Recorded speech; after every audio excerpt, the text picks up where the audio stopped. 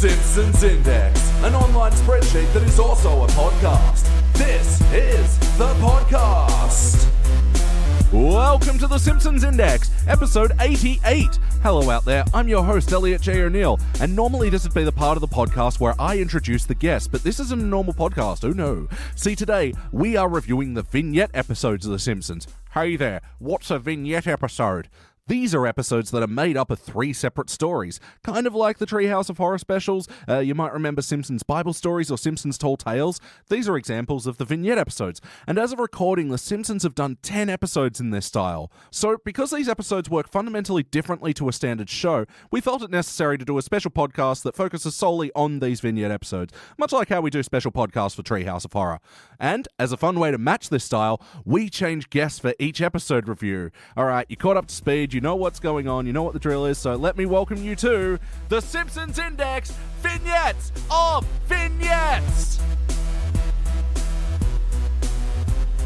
And welcome to Vignettes of Vignettes. Joining me for this vignette is BT Calloway. Yeah. And Danny Rosewell. What up, jerks? So much better. I just froze. Deer in the headlights. That could be a new catchphrase. I just froze. Maybe. That's the name of my sex tape. Tales of British Exhibitionism. Yes, deer in the headlights. Nice. And we just watched Season 19, Episode 12, Love, Springfieldian Style. It was written by Don Payne, first released in February of 2008. In this episode, this is a vignettes about 3 love stories. Guys, what did you think? I thought a lot of things. Yeah. In fact, I thought about things in 3 separate segments that came together to make one solid episode. Nope, solid's the wrong word. But I did start off thinking one thing. In the middle, I thought a very different thing. And by Very the end, different. I just didn't know what to think. So yeah, starting out, we'll talk about the framework of this episode then. So it starts out with this cute little montage of everyone enjoying Valentine's Day. Yeah, do the L is for little L in love. The word. Yeah. Wow, it's just like Elton John is right here in the room with me. So John Elton. Yeah, no, I like that montage. It was a nice little sweep of the city. It gave you an obvious theme. I liked when Yeah. Clancy goes to give Sarah his gun, but instead a bouquet of flowers. Very him. Yeah, but I didn't dig the Mr. Burns and Smithers giving each other candy hearts.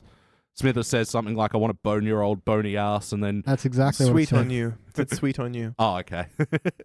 And then Burns gives him one that says, release the hands. No, Yeah. sweet for you, because he's giving a sweet for you. Oh. Here's a sweet for you. Haha, wordplay. Yeah. So yeah, the whole thing is leading up to Homer bringing Marge to the carnival for Valentine's Day. Mhm. Yeah, and I do like the quick back and forth of carnival. What's so romantic about that? The kids run away and he's like, get it? Yeah. Yeah. This is Homer at his occasionally I'm smooth and charming. It's like he actually planned a Valentine's Day thing. I was so sure he wouldn't have Yeah, he'd anything. be driving to like the hardware store and Yeah, like, yeah. I'm going to make this up as I go. So, props Yeah. for remembering there. Yeah, he learnt lessons from the past, like when they lost the kids in the mall at Christmas time or whatever he said he got the idea from. Mm-hmm. But, the framework doesn't make up much of the episode, so Homer and Marge go into a tunnel of love. For those who don't know what that is, I don't know what that is. it's a enjoyable water cruise through zombies and witches. Naturally. A tunnel of love. I really liked that they really played into like the scary movie trope of them like watching the scares and the jumps, and then Marge goes wriggle, wriggle, snuggling wriggle, closer. and, ha, ha, ha, ha, and they all snuggle up, and it's really adorable. I'm actually quite glad it wasn't just Homer mistaking. Like when he goes, the tunnel of love. What better way to get a woman into your arms than with a series of animatronic scares, thinking it was like a horror Yeah. house. But I like that. No, that's actually what it is in Or they Springfield. accidentally go into the horror house. He thinks Yeah. it's the tunnel of love, and she hates Yeah, it. no, I much prefer they go into the tunnel of love. There are a bunch of stupid animatronic scares. And it's a perfect And it's working setup. because it's cheesy, but it's cute. Yeah. Yeah. Yeah, but I mean, having never been into a tunnel of love, I don't get why they call it a tunnel of love and then have jump scares, unless it is for that reason, but it's not a lovey tunnel. I'm pretty sure You get an lovey in the actual tunnel of love is just a water cruise that's just dark. So Yeah. you can fool around Yeah. while the animatronics watch from the darkness. Love hearts everywhere, maybe. Kissing Yeah. noises. Soothing Barry Manilow music, or Barry White music, or any of the other Barrys. They're all, it's They're a all- safe they're bet. all good. Yeah. Yeah. Pick a Barry, go with it, except for Crocker. That's a He shock. belongs in the crockery drawer. So the reason why we get into this whole telling 3 stories of love is because Bart pulls a prank and pours jelly mix into the tunnel of love's water, and Jordan's anal corner. Jelly does not set that quickly. I mean, maybe not where you're from. Well, it was Jell-O. I was about to say, for our international listeners, this is Jell-O, Yeah. not jelly. I didn't really think this was a decent enough reason for this to be happening, especially because, like, oh, we're stuck. Okay, let's tell love stories. We're in the tunnel of love. And then the kids just sort of appear in That the was next... worse. That in the next scene where the kids just wander up and we're like, we want a story, because clearly being at a carnival and running Yeah. around on roller coasters is You want to go boring. hang out with your parents and listen to their love stories. I didn't even think of that. Yeah. Yeah. I think it was much cuter when, they're stuck here and they're like, well, we got nothing to do. Homie, tell me a story. That was like... That was fine. Yeah, that was everything we needed. And then the next bit of framework is, I don't know, essentially the same thing, but Bart going, I've got a story now. I really got the vibe like they'd thrown darts at 3 different boards. No, they hadn't even like decided on a story. That had like sent production team into different rooms and said, each one of you write a Valentine's story. We'll glue them together somehow. Fuck it, whatever. Yeah, they were having Yeah. like writers' survivor. Yeah. And so yeah. you're going to break off into teams, and each team will write a love story, and one will be voted off, by which I mean onto the episode. It sort of makes sense within the context of the framework, because whoever threw the last dart completely missed and forgot to fucking Oh, yeah. actually cap off Yeah. this framework. And just hit his iPod and just landed on the Sex Pistols. Yeah. So this part, since we're wrapping framework up, this is what made me very angry. Yeah. And my sort of inability to say it is because there is no it. There is no final framework scene. There is no wrap-up to the storyline. They had to get all those Lady and the Tramp parody bits in, apparently. You can't finish in the middle of a story and just forget that you actually have an overarching story. That's Especially when, wrong. in the framework of the last story, Homer wasn't even stylized like everybody else was. He was just in his normal Homer clothes, pouring garbage out, and he basically tells everybody watching at home to shut their gob. And Also, Sid and Nancy had a happy ever after? Oh, well, we'll get into the stories. I'm sorry. that's okay. So let's go to the stories themselves now. So the first one, Bonnie and Clyde. What do you guys think of this one? Start off pretty well and just tanked real quick after that. Yeah, like I actually enjoyed pretty much the whole thing. There were a couple of weird choices in it. Yeah. Didn't like the theater and the racist cartoon. I know they were trying to the point the racist. finger at the racist cartoon Yep. themselves. It's one thing to say, like, the line of, oh, I'll help you out, but after they play the racist cartoon, then cut, don't show us the racist cartoon. Yeah, you don't need it. And Simpsons have already always walked a like tricky ground with racial cartoons. Yeah. I'm thinking right now of the Chinese restaurant Itchy and Scratchy. Oh, yeah. But there's plenty of reason not to have it. It wasn't very funny. And then they cut out and have Wiggum as the audience going, wow, that was so racist. Even I feel it's racist, and I'm a racist. Yeah. Yeah, And that's and it's like it's a racial stereotype in itself that all Southern sheriffs are racist. So Yeah. you got this big fucking snake eating stuff. And don't be the audience. We're the audience, you know? Yeah. Don't tell us how to react like that, rubbing our noses in it. You know, a quick rewrite, something, this racist cartoon, but it's still on him, and then you hear one taco, please, some wacky sound effect, and then you go, ooh, that's bad. Yeah, that's fine. And it's quicker, too. Cutting into it itself was just, I don't know why we're doing this. What about It's so that they can make a racist cartoon. Yeah, we want to do a shitty fucking Speedy Gonzales bit. Which, by the way, when there was all up in arms about Speedy being a racial stereotype, a lot of like the Mexican community came out and were like, "This is amazing! It's so uplifting, and it put us out there, and we love him." Maybe like how Simpsons versus Australia was. Yeah. Like we try to emulate Tobias. We now. love to hate him. We hate to love him. What were some of the jokes and stuff that you liked in the Bonnie and Clyde thing? Early on, when Homer's like, I see violence is her turn on, and then like robbing the bank and they're shooting, like, what are you doing? We cooperated with everything you wanted. It's a sex thing. Say no more. Yeah. Yeah. I don't know. There was just a couple of like really obviously written jokes, like the grandpa going, "You're a co-owner. Oh, you could yeah. have had anything." Oh, yeah. Yeah, but it was brief, so we moved on. Yeah. I wouldn't think it was like a crazy intelligent. It was like cleverly written, but it felt Simpsons-y to me. You know, I watched the intro with the Valentine's thing and the pan over and the doves, and they did the thing with the two birds everywhere and the two people, and everyone was enthused. And you're like, oh, Valentine's, I know what that is. Yeah. And Homer is like being his charming version, and Marge is so Margie, and the kids run off, and everything feels so Simpsons-y, and the pacing was nice. And then even when they did into the segue into the Bonnie and Clyde thing, they kind of kept that flow of the way they would storytell a vignette or a cutaway. Yep. Yeah. Until, to me, I kind of enjoyed it right up until the ending, where they just kept opening fire on Bonnie, B and C. Yeah. I didn't like it then because it was taking too long and they were doing like breakup joke where they're clearly dying. Yeah. But I did like it when they contextualized Yeah, it. when they cut away and it was Homer telling a story. Of course it keeps going with the gunfire. Yeah. That was really funny, but they probably could have cut it shorter, you know? Have them talking a bit. They didn't need to stop and have her ask out the thing and Wiggum being like, oh, Wow. and on and on. Yeah, so I didn't really think much of like the story beats they were hitting with this one. Didn't do anything special. Yeah. I'll say it followed the story pretty well. Yeah? There was the clueless accomplice who was like just driving them from city to city, didn't really think anything of it. And then he did find out what they were by watching a newsreel in a movie theater. Is that a fact? I'm pretty sure. It's been a long time since I watched the biopic. Oh, cool. Oh, yeah, and the film as well, how they had that guy who's like, I'm lowering my adventures at Pearl Harbor, and the Japanese guy, That's where the episode turned yeah. down for me. It was like, to combat Bonnie and Clyde, we're taking all of our airplanes out of Pearl Harbor. Someone remind me to put them back. Oh, I will do that.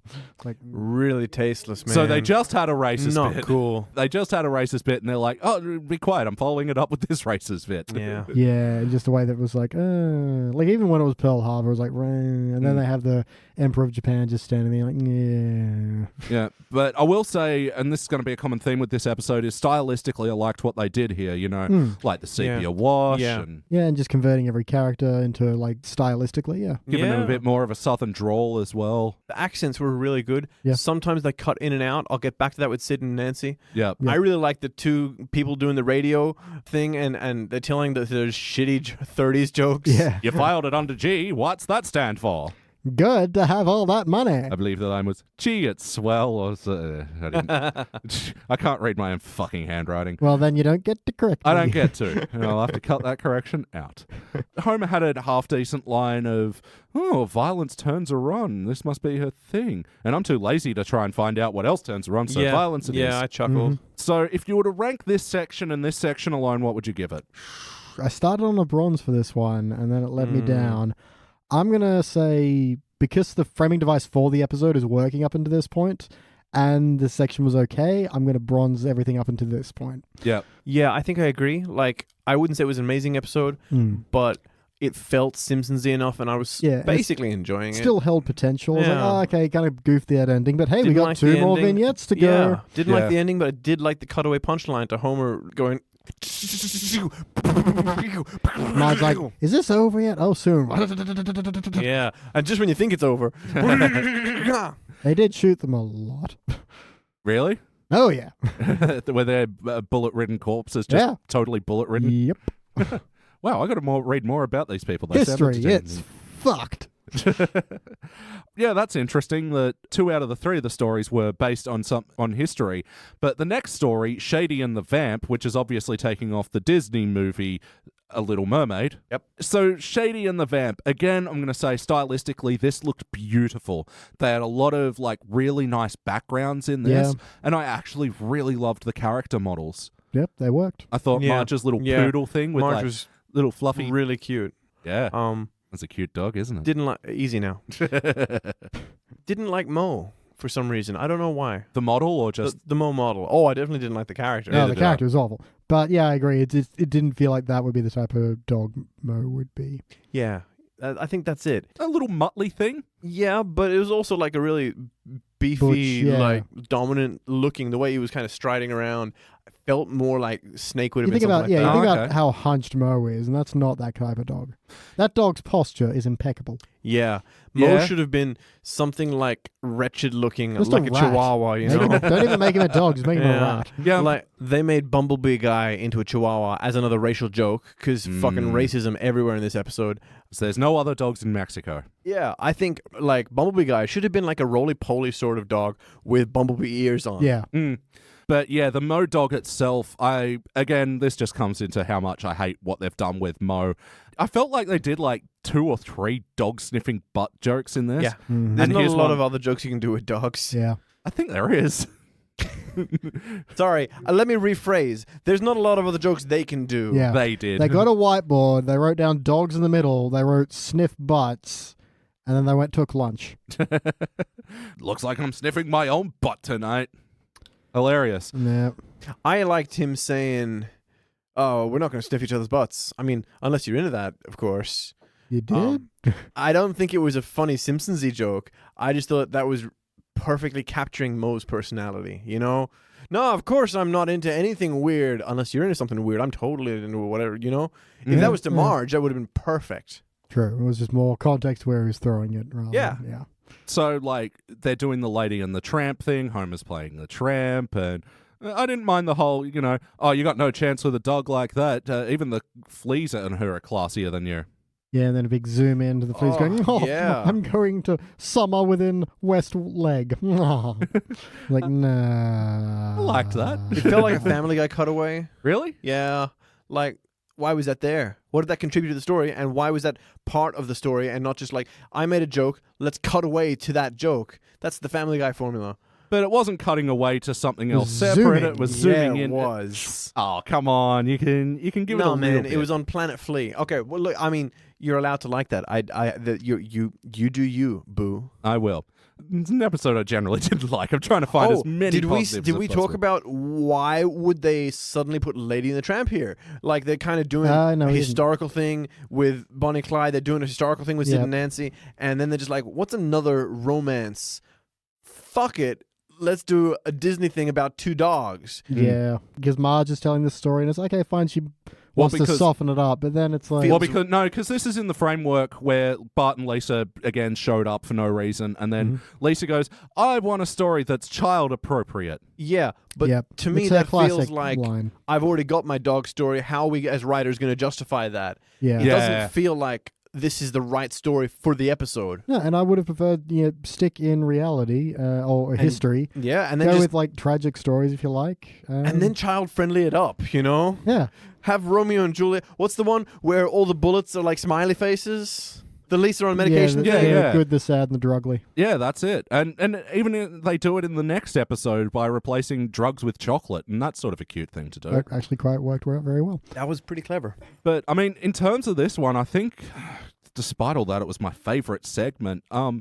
Just when you think you've seen enough Lady and the Tramp doing the spaghetti slurping Wow. gag, Wow. they did one that gave me a Really? couple of chuckles. Jeez. Color me surprised. This guy, I right? know. You didn't like the spaghetti thing? I didn't like the Lady and the Tramp This thing. was That's my most weakest hated point. part. I failed this. Yeah, I segment. failed Oh, wow. this thing. This is the worst. I mean, I still only would have given it a participant, but Yeah.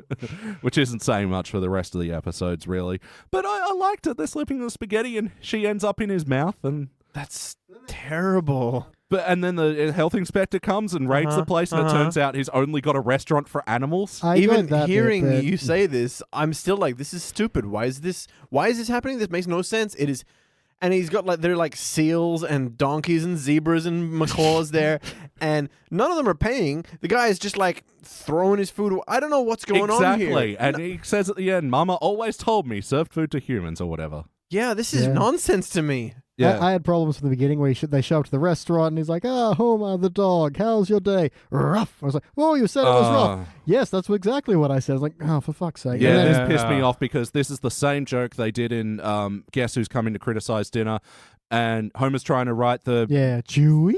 the food review with Santa's Little Helper. Yeah, Yeah, I didn't like the classic door slam 5 times by like the 15 kids running past. Yeah. It's a classic bit, sure. He tries to go through the door and someone slams it open, and he goes and then someone else slams it open. Slam. I mean, it's a classic bit. It's way too overdone to use here in this year of our Lord, but to me the problem is that it is basically a Disney bit that they're not rehashing twisting. poorly. Yeah, and it's not a bad joke. It's overdone. Yeah. But it's a normal Disney bit. It's like if you're going to do a satire of a genre, you're going to make a joke about it. You can't just echo They're it. going, here's vanilla, but here's our spin on it. Vanilla. Ooh. And it's like, no. With extra white. You're supposed to... now with white.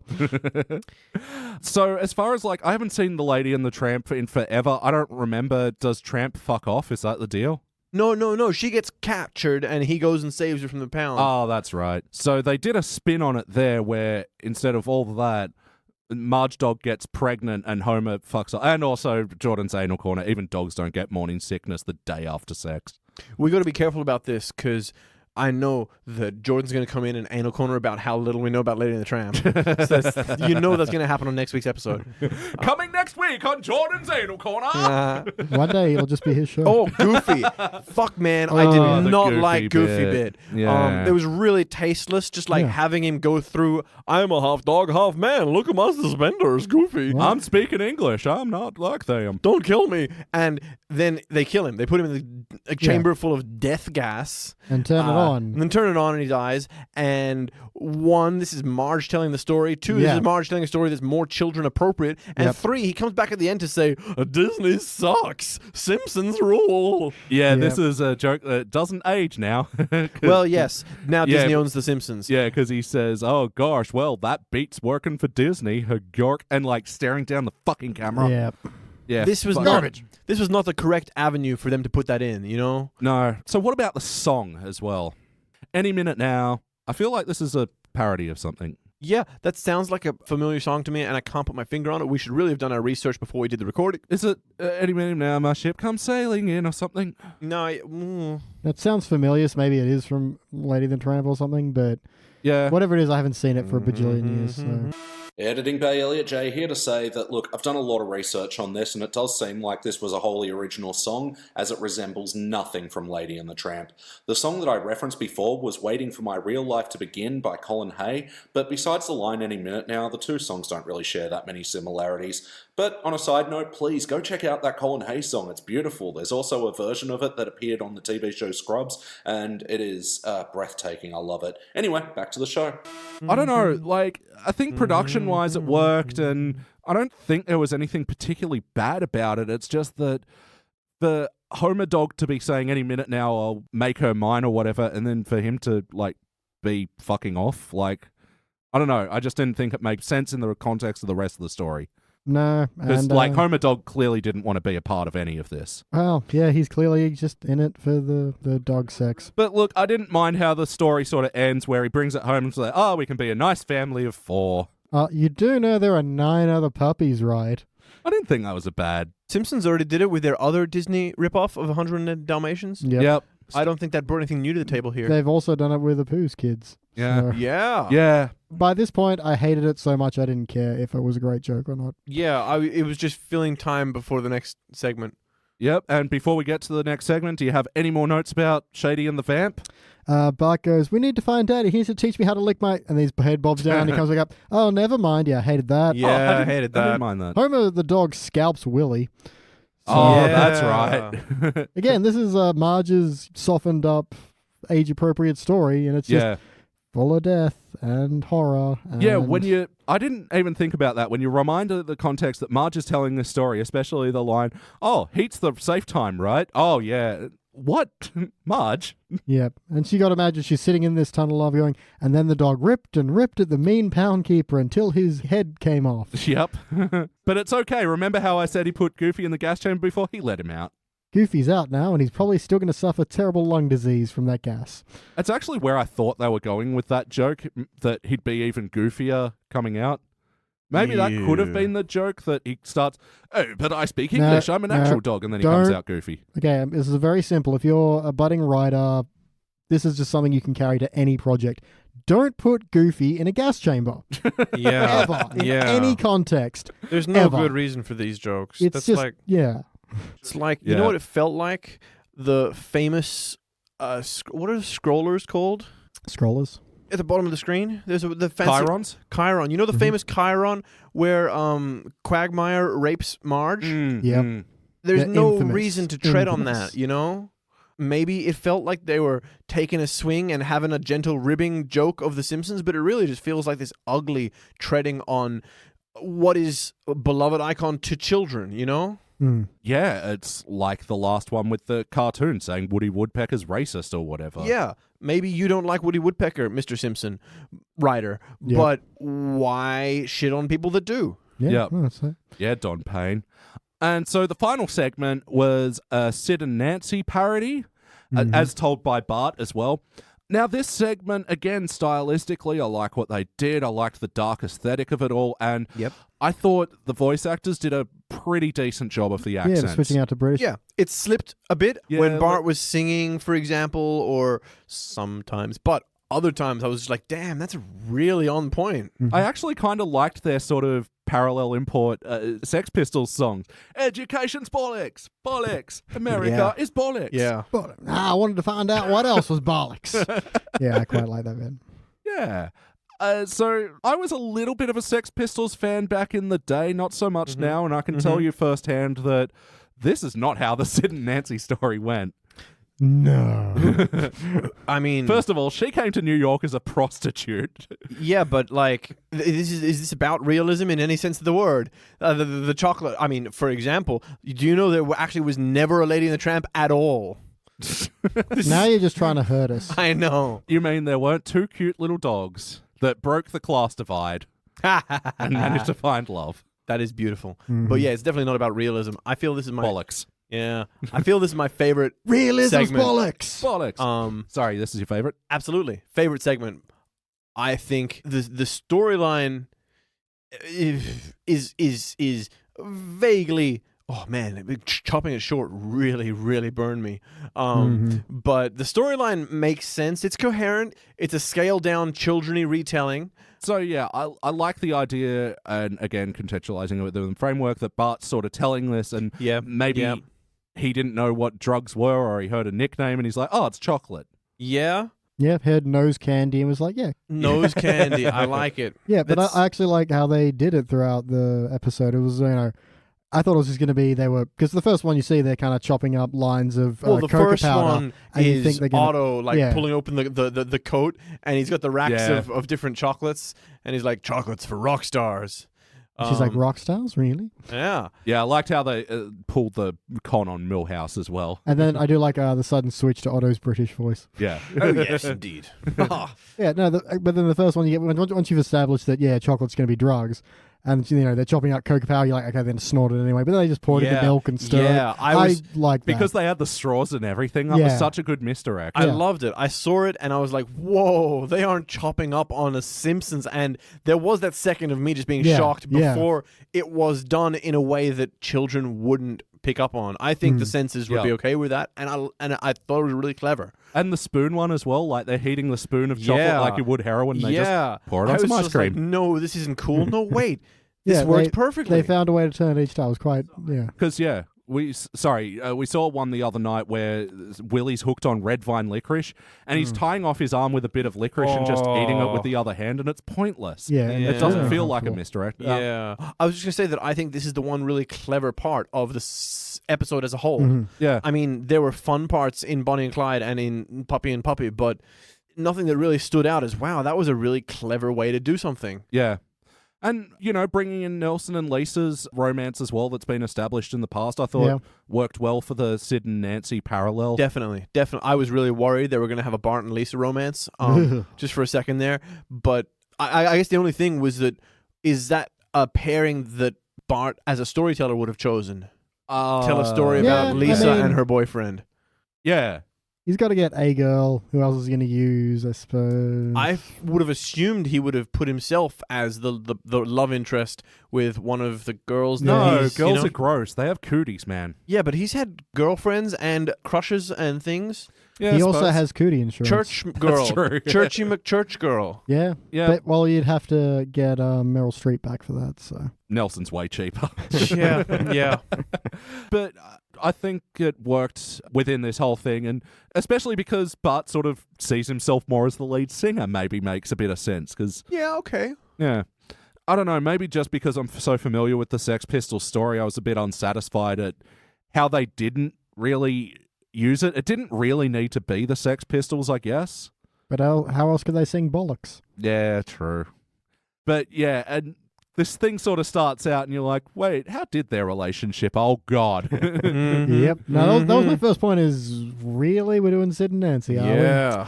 we? Yeah. Okay. The wrong choice. It's, in fact, like, I mean, Bonnie and Clyde, maybe that's the thing. All three of them are sort of stories that don't work out well as love stories. Oh, yeah. Like Bonnie and Clyde, they go on a violent rampage and get shot to death. So it feels like they were going with a theme until Lady and the Tramp comes Yeah, up. pretty much. Of tragic love. I'm on board with that. Violent tragic Which they love. weren't even framing it as tragic love, because isn't it tragic that our Valentine's Day got ruined by this Hey. broken tunnel of love? I'll tell you about a tragic love. Bang. Ba-da-ba-ba-da-ba. Better episode. Fuck, just a couple of minutes of workshopping. That's all it takes. God Yeah. damn it. Yeah. Damn it. Simpsons writers, record more podcasts. No, travel forward in time, listen to our criticism of your episode, go back and fix it, and break the space-time continuum. I don't feel Lady and the Tramp is a particularly tragic tale. Oh, it's tragic they ended up with 11 children. Well, I mean, that's what pisses me more off about this episode now. Yeah. That you guys mentioned that. They could have It's- had a good theme running. Yeah. Mhm. and had something to work with the framework in, rather than just dropping it at the end where Nelson and Lisa are making out under Homer throwing out garbage. Yep. Good they left out Romeo and Juliet, which is the tragic tale. It's great to kind of dodge the obvious bullet there, but they should have put in another. Yeah, I'm sure throughout all of history there is another great tragic romance we can Yeah, tell. a historical one. Absolutely. It's interesting you bring it up because before the first one, Marge says, "Oh, are you going to tell me a nice romance tale like Romeo and Juliet or Brangelina?" And at the time, of course, they were together, so they were. And now Making it's a that- tragic story for the ages. Which you can read all about in Who Weekly volumes Yeah. 3,000 to 12,000. Yeah, no, I got that. Anyway, Don't worry. so anything else about the Sid and Nancy story before we move on? Have you two been chomping Wonka?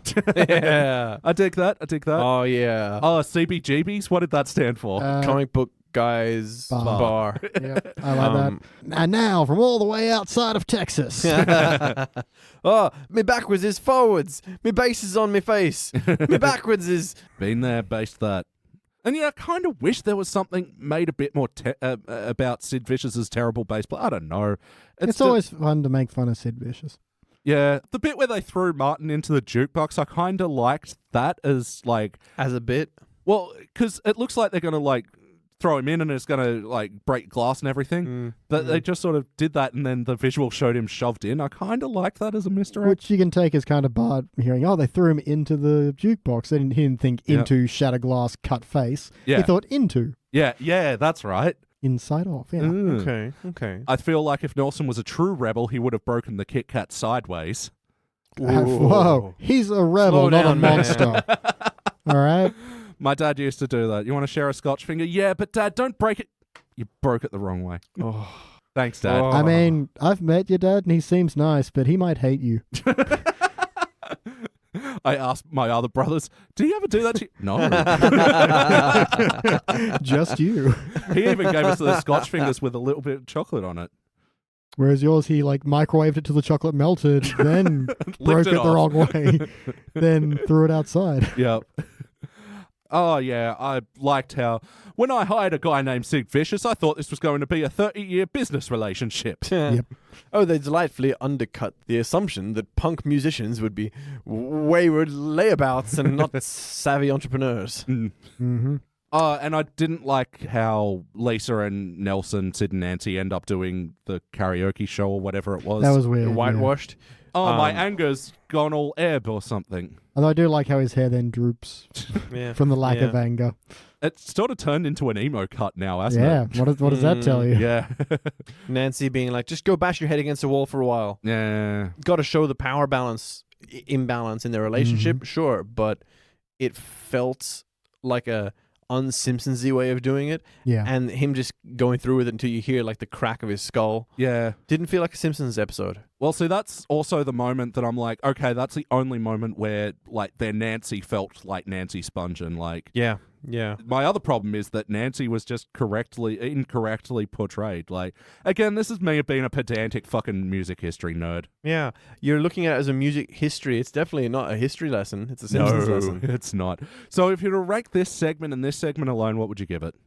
Trouble is, I gave the first one an inclusion of the lead-in. I'm kind of pissed at this one for ending not only so abruptly but so short. Yeah. Like, I felt like there was more stuff to mine out of this story, so I'm gonna have to give it a bronze as well. But that's also not how I feel about it. Yeah.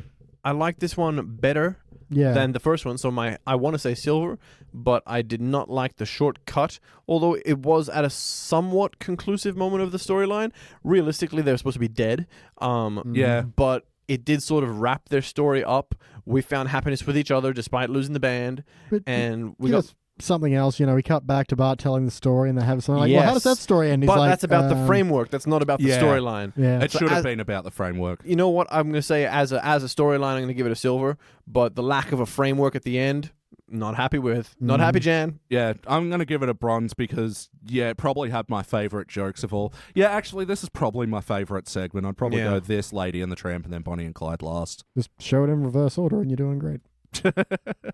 All right, guys, we'll do an abridged questionnaire. Play count. How many times before tonight have you seen this? I've seen it tonight. Oh, first time. I have seen it tonight.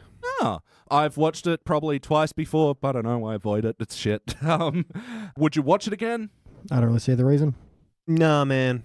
I got better things to do with what little time I don't have. Yeah, I don't know what else I'd get out of this. Or good case study on Bart's accent. Yeah. Yeah. I quite like that. I feel like I could get tricked into watching this one, actually. I feel like I'd be on the couch and go, oh, yeah, what is this Yeah. guy again? Yeah, and then go, "Ugh." Then they're setting up for another vignettes episode. Oh, I guess it's time to rank this thing. I mean, it was better, but I really like it when you go higher on thing. Thing? Like that? Well, I guess it's time to rank this thing. Well, I guess it's time to rank this thing. Better. Thank you. Yeah. BT, kick it off. I'm going to participant. I just don't feel the need to watch it again, and surely the want to see it again. Hangover test, it might pass, but that's just 'cause I'm a lazy person. Yeah. And then I'll remember there's that Lady in the Tramp bit in the middle, and I really didn't like it. But then I'm like, well, I kind of like the Sex Pistols bit. Do I stick around for that? It depends how bad my hangover is and how much my head hurts. And you know there's a disappointment at the ending. You get to that final punchline, you're just like, whoop, it's nope, Nope, you nope, screwed me. I'm You gonna have to fucking you screwed me. Yep, fuckers. Also, they said she's screwed, and that's felt strangely. I don't know. There are a bunch of weird sex stuff in the dog movie. I wasn't quite on board with.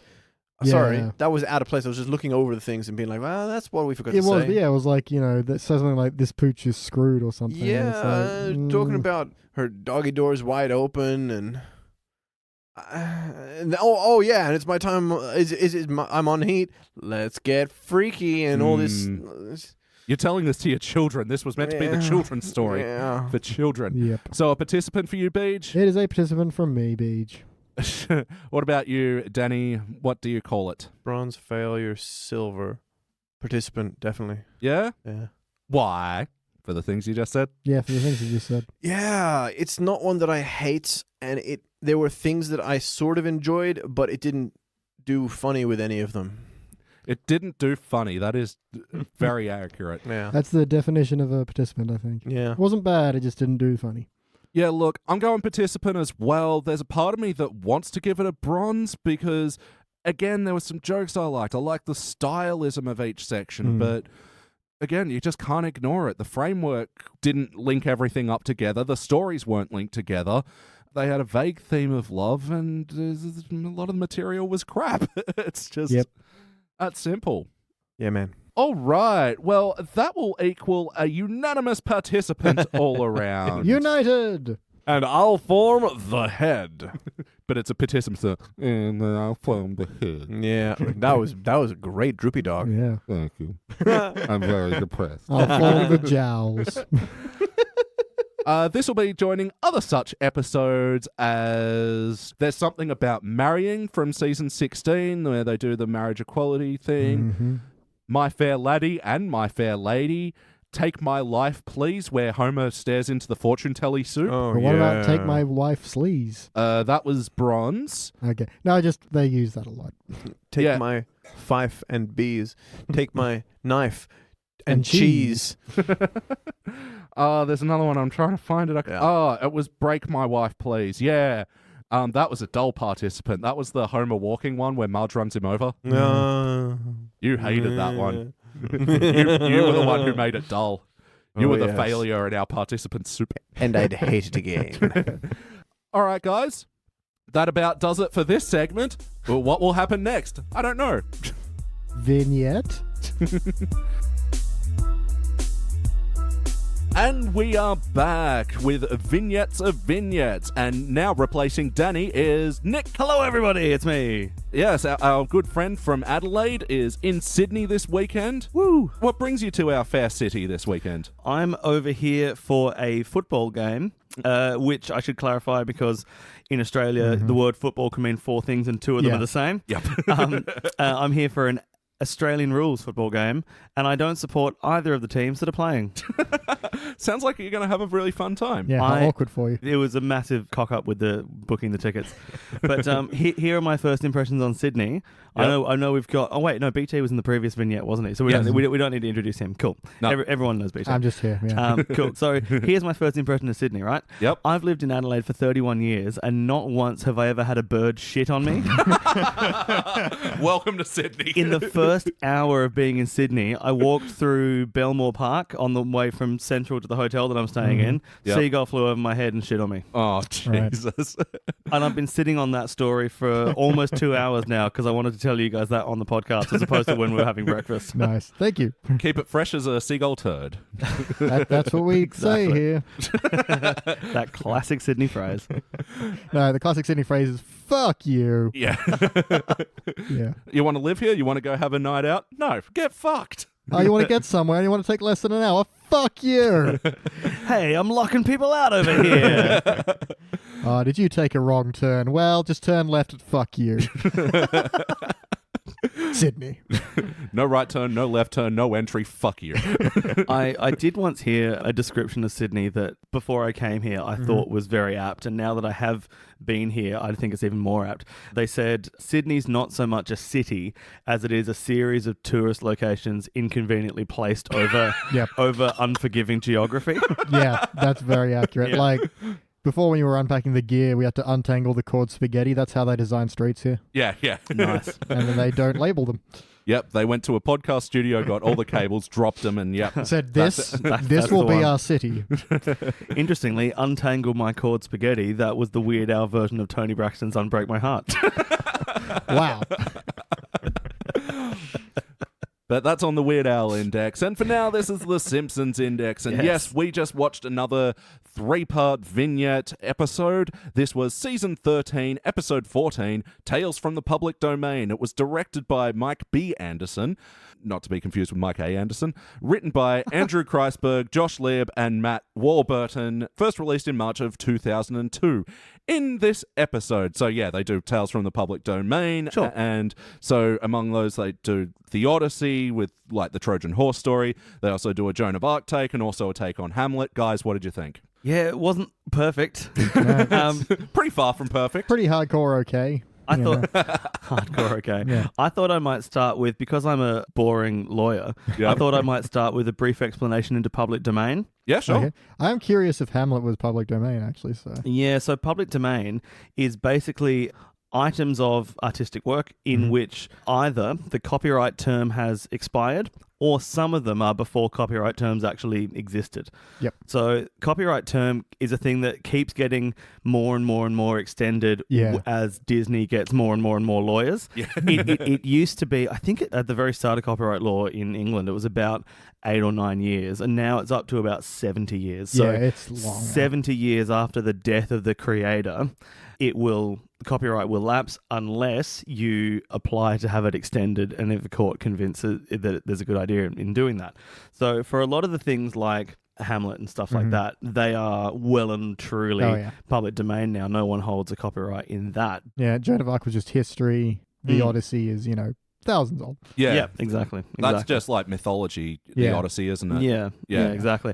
And I mean, the weird part is, oh God, who Heredocles or whoever it was that documented the Odyssey. Yeah. It's definitely not Heredocles. I just made that word up. Sounds convincing. But there was some person that documented it.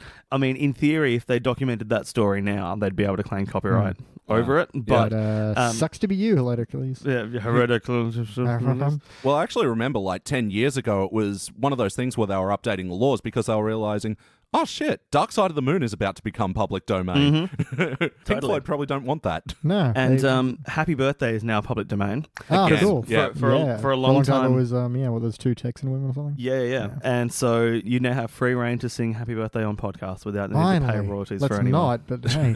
Listeners, write in and we will not sing you Happy Birthday. Yeah. We will absolutely refuse to do that. Just in case the copyright period gets retrospectively added extended. to. Yeah, so back to the episode. So yeah, the questionnaire is a bit different, doing the vignette. So quickly we'll just talk about the framework of the episode, so the bits that joined all the public domain things. I don't actually have a lot to say on this. This episode was really thin. Yeah, they didn't have a lot of setup. It's like, I'm going through the mail. Homer, you have overdue books. Oh, and then something about the OJ thing. Of course he didn't. Wait, those monologues on Jay Leno. What? Yeah, that was odd. Yeah, Homer's sudden realization that OJ Simpson is probably responsible for what. Where did that come from? Was this a thing in 2002? You said this was released? Yeah. Was that like the first wave of the zeitgeist of, oh my God, OJ did it? Surely not. No, I think it was like immediately 96. after he was exonerated. People were like, no. Yeah, it was a very, very, very odd. It shows its age then, and especially now. Well, yeah, it was an old reference when it was made. And yeah, his whole thing about reading the book. I was going to read the car manual or something. Yeah, I it was don't know. like, I've got classics for children. I was going to read to buy it every night. Stuff kept coming up. Yeah, they mentioned the Homer's Odyssey, and then they make a joke about the Odyssey, the car, and I kind of like that. I think because I just wasn't expecting it. Yeah, I was on board with that. Also, I thought it was interesting that because the initial Honda Odyssey was much more like a people mover minivan, whereas now they're like a low sleek wagon. Oh, okay. And so when he said, "Oh, is this about that minivan that I rented?" I was like, that joke doesn't really fly anymore because they've redesigned that car. Wow. Yeah, I liked it when he just said, Homer's Odyssey is about the minivan, but then they went back for the second bite where he has the photo of the minivan, and Bart's like, I remember it too. And it's like, yeah. Talking about all the different size coin slots for every single coin. Yeah, I think we got the laugh from the minivan reference, but then after that I was like, nah, don't go back for the other bite. Exactly. Yeah. Oh, I'm surprised they didn't make a reference to the Simpsons episode Homer's Odyssey, which is probably my least favorite episode of the entire classic era, save for clip shows. So, speaking of which, the Odyssey as well. So, yeah, it starts out, Ned is the... what did they call him? Sorry, I'm not really good with history or theology or anything that doesn't reference pop culture outside the 1970s. So, well, okay. I mean, to put it in terms you may understand, Ned was the Cyndi Lauper of this episode, and he just want to have fun. Yeah, yeah. I kind of liked how they worked in his character. It's like, oh, we got you a Trojan horse. Do you have one of those? And they look back, got the cat, the donkey, and 3 horses. Not from you. Yeah, that was kind of funny. That was not bad. But I mean, what are some other moments from this segment that stuck out to you guys? There's a weird bit where, Ned's character goes, now when people get wood, they'll think Trojan, and then it cuts to Homer laughing. Yeah. Like, Dad, what are you laughing? He's like, oh, if I'm laughing at what I think I'm laughing at, it's very funny, which is like a really kind of self-congratulatory joke. Yeah. And that was kind of my problem with it. It's like, get it Yeah, totally. It was very much like not only did the writers high-five themselves in the room, Yeah. they decided to high-five themselves in the episode as well. Yeah. Yeah, it's fucking like that moment in the shitty new Ricky Gervais stand-up special where he goes, "Now that is a really clever joke, and let me tell you why. Good Ricky Gervais. Are you offended?" Oh, fucking hated that new stand-up special. I haven't seen it, but I mean, I might just get you to record this Do the whole to re-record it for me. Ricky Gervais, as read by Elliot Joe Neal. Yeah, and then I'll sync it up with the DVD. It'll be great. Yep. So this is going to be a common theme for all of these, but yeah, I genuinely found this section pretty boring, even though it like moved through things pretty quickly. Yeah, I think nothing really worked for parody. Like, the closest you get is the sirens end up being Patty and Selma. Patty and Selma. Yeah, which one of the things that I find confusing about my take on whether or not I like this episode was, in theory, I enjoy comedy that makes very specific references to history. It's something that, I don't know if you guys know Eddie Izzard. Eddie Izzard, he does a lot of like, here's a historical thing and I'm going to dance around it and make jokes. Yeah, he does a good one on Hamlet crossing the Alps. Hamlet? No, I've got the name wrong there. Hang on. I know the one you mean. Hannibal. Yeah, crossing the Alps on elephants. Yeah, it's like elephants, like very bit large, upside down squirrels. I'd like to rent some skis. Oh no, fresh out of skis. Just sold the last one to some people. I've got elephants though. But see, like all of that stuff. Like Hannibal did go over the Alps on elephants, and one of the things I like about it is that it's just here's the history of what happened, and now watch how weird we make it. Whereas the sirens aren't. The joke is, oh, well, the sirens are meant to be attractive, and look, we've got Patty and Selma. I would have preferred it if it was not so many levels of buried under its own weirdness. I would have preferred it if it was just slightly more straightforward. Well, it also led up to it with this really long song that was like a take on the Love Boat, and the only good line was, "We'll sex you up." Yeah, it was just meh. And so when they're doing the Greek gods and like Quimby as Zeus and Sea Captain as Poseidon, was that like Barney playing Hades then? No, I think it's Dionysus. Oh, okay. Or Dionysus. I'm not sure how it's pronounced. Yeah, because that's the party god, right? Yeah, god of wine and getting down. Oh, okay, because I knew Hades was Zeus's brother or some shit. Yeah, it's like, they do have a good reference where he's like, what happened to the cool Zeus used to turn into cows and pick up chicks? Because Zeus used to do that a bunch, turn into animals and bang ladies. Wasn't there a god that turned into a swan? Yeah. And have you seen the statue of that, by the way? I've seen the painting, actually. I haven't seen the statue. Oh, no, there's a marble statue somewhere about old mate coming down as a swan and having his way with a lady. I'm trying to think if it's Zeus or it's someone else, but... Yeah, I don't think it's Zeus off the top of my head. But the statues, like, as you walk around it, it goes from being, like, mostly man to, like, mostly animal. Wow. That's cool. Yeah, it's pretty intense. Greek mythology really got weird in the HD era. Oh, man, it was born weird. The heady Dionysian era. So yeah, most of my notes are just boring things that I really wasn't that crash hot about. Is it vase or vase? And there was a good appearance from Disco Stew, though. Discus stew, yeah. Discus Stew. Discus Stew. He had Uzo for Tuzo. Yeah, I enjoyed the appearance of Disco Stew a lot. And then he says, yeah, I've got Uzo for Tuzo. And Bart's like, Mum, stay away from this guy. And then he's like, no, I meant you, and points at Bart. And I was like, I forgot it got ruined. yeah. And I was like, oh, I don't like Disco Stew offering Uzo to 10-year-old little party boy. No. I mean, even in ancient Greece, that still seems weird. I don't know if it was too weird for ancient Greece. Like, they were kind of okay with that. Yeah. Don't want to go too heavily into that, but wasn't really a big issue back then.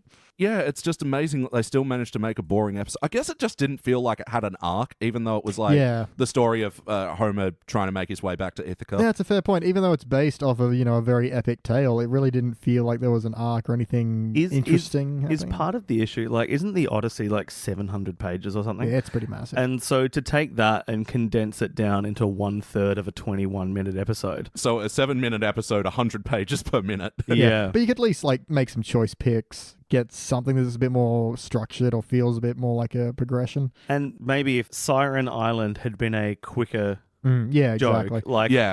like sailing straight past instead of sailing towards it, Yeah, well, the parts that they did spend a bit of time on, like all the guys turning into pigs and then Homer eating them, that just dragged. Yeah, that was weird. Oh, I've been eating my friends. Yeah, I've been telling you for an hour. Oh, that tone comes up so... I'd forgotten how the early 2000s sounded. I've been telling you that for an hour. Yep. Fuck. Fuck you, early aughts. It was... what? Early aughts. Oh, Yeah. right. I thought you were talking about yourself in the third person. But like a different pronunciation. There's Elliot and there's Elliot. Yeah, that's my Celtic Yeah. pronunciation of my name. Elliot. Early aughts. Onel. It sounds very regal when you say Yeah. now presenting Elliot J. O'Neill. Yeah, it's just after the, whatever phase in the early aughts. Yes. Oh, at what stage does The Simpsons lean heavily into too much information? Oh. Yeah, it's very much that hello kind of voice. Yeah, right. So anything else you want to mention about this section? Two things I'd like to mention. Yep. When Homer gets back to Marge, and there are, 4 or 5 suitors there. There's Yep. Krusty, there's Mr. Burns. there's Mr. Burns is Milhouse's dad, I think. Yeah. They're all there trying to win Marge's affection. Yep. Homer comes in, picks up a huge spear, and spears all 5 of them in a row Yep. to the wall. Now, when we were having breakfast, I mentioned javelin throwers. Yep. And we came up with the word javelineer, which may or may not be correct. No, it's correct now. And I was very, very pleased when Homer threw that spear, and I just went, fuck, I could use the word javelineer in this podcast. So I decided to do that in a very meta way. How it could come up. So that was actually on a recorded episode of the Adalol podcast, wasn't it? Yeah. So if anyone hasn't listened to Adalol, Adelol, they are some pod friends of ours. They did a wonderful live episode at the Fringe about Reg Spears, a javelineer who posted himself Wait. I just made that connection as well. Yeah, isn't it good? Isn't it good? Reg Spears Reg throws Spears. javelins. It's the perfect Rove name. Reg Spears. I bet he does. Yeah. What the? I'm going to say I'm 90% certain now he's going to be the next Marvel character. Reg Spears, the Javelineer. Reg Spears is the javelineer.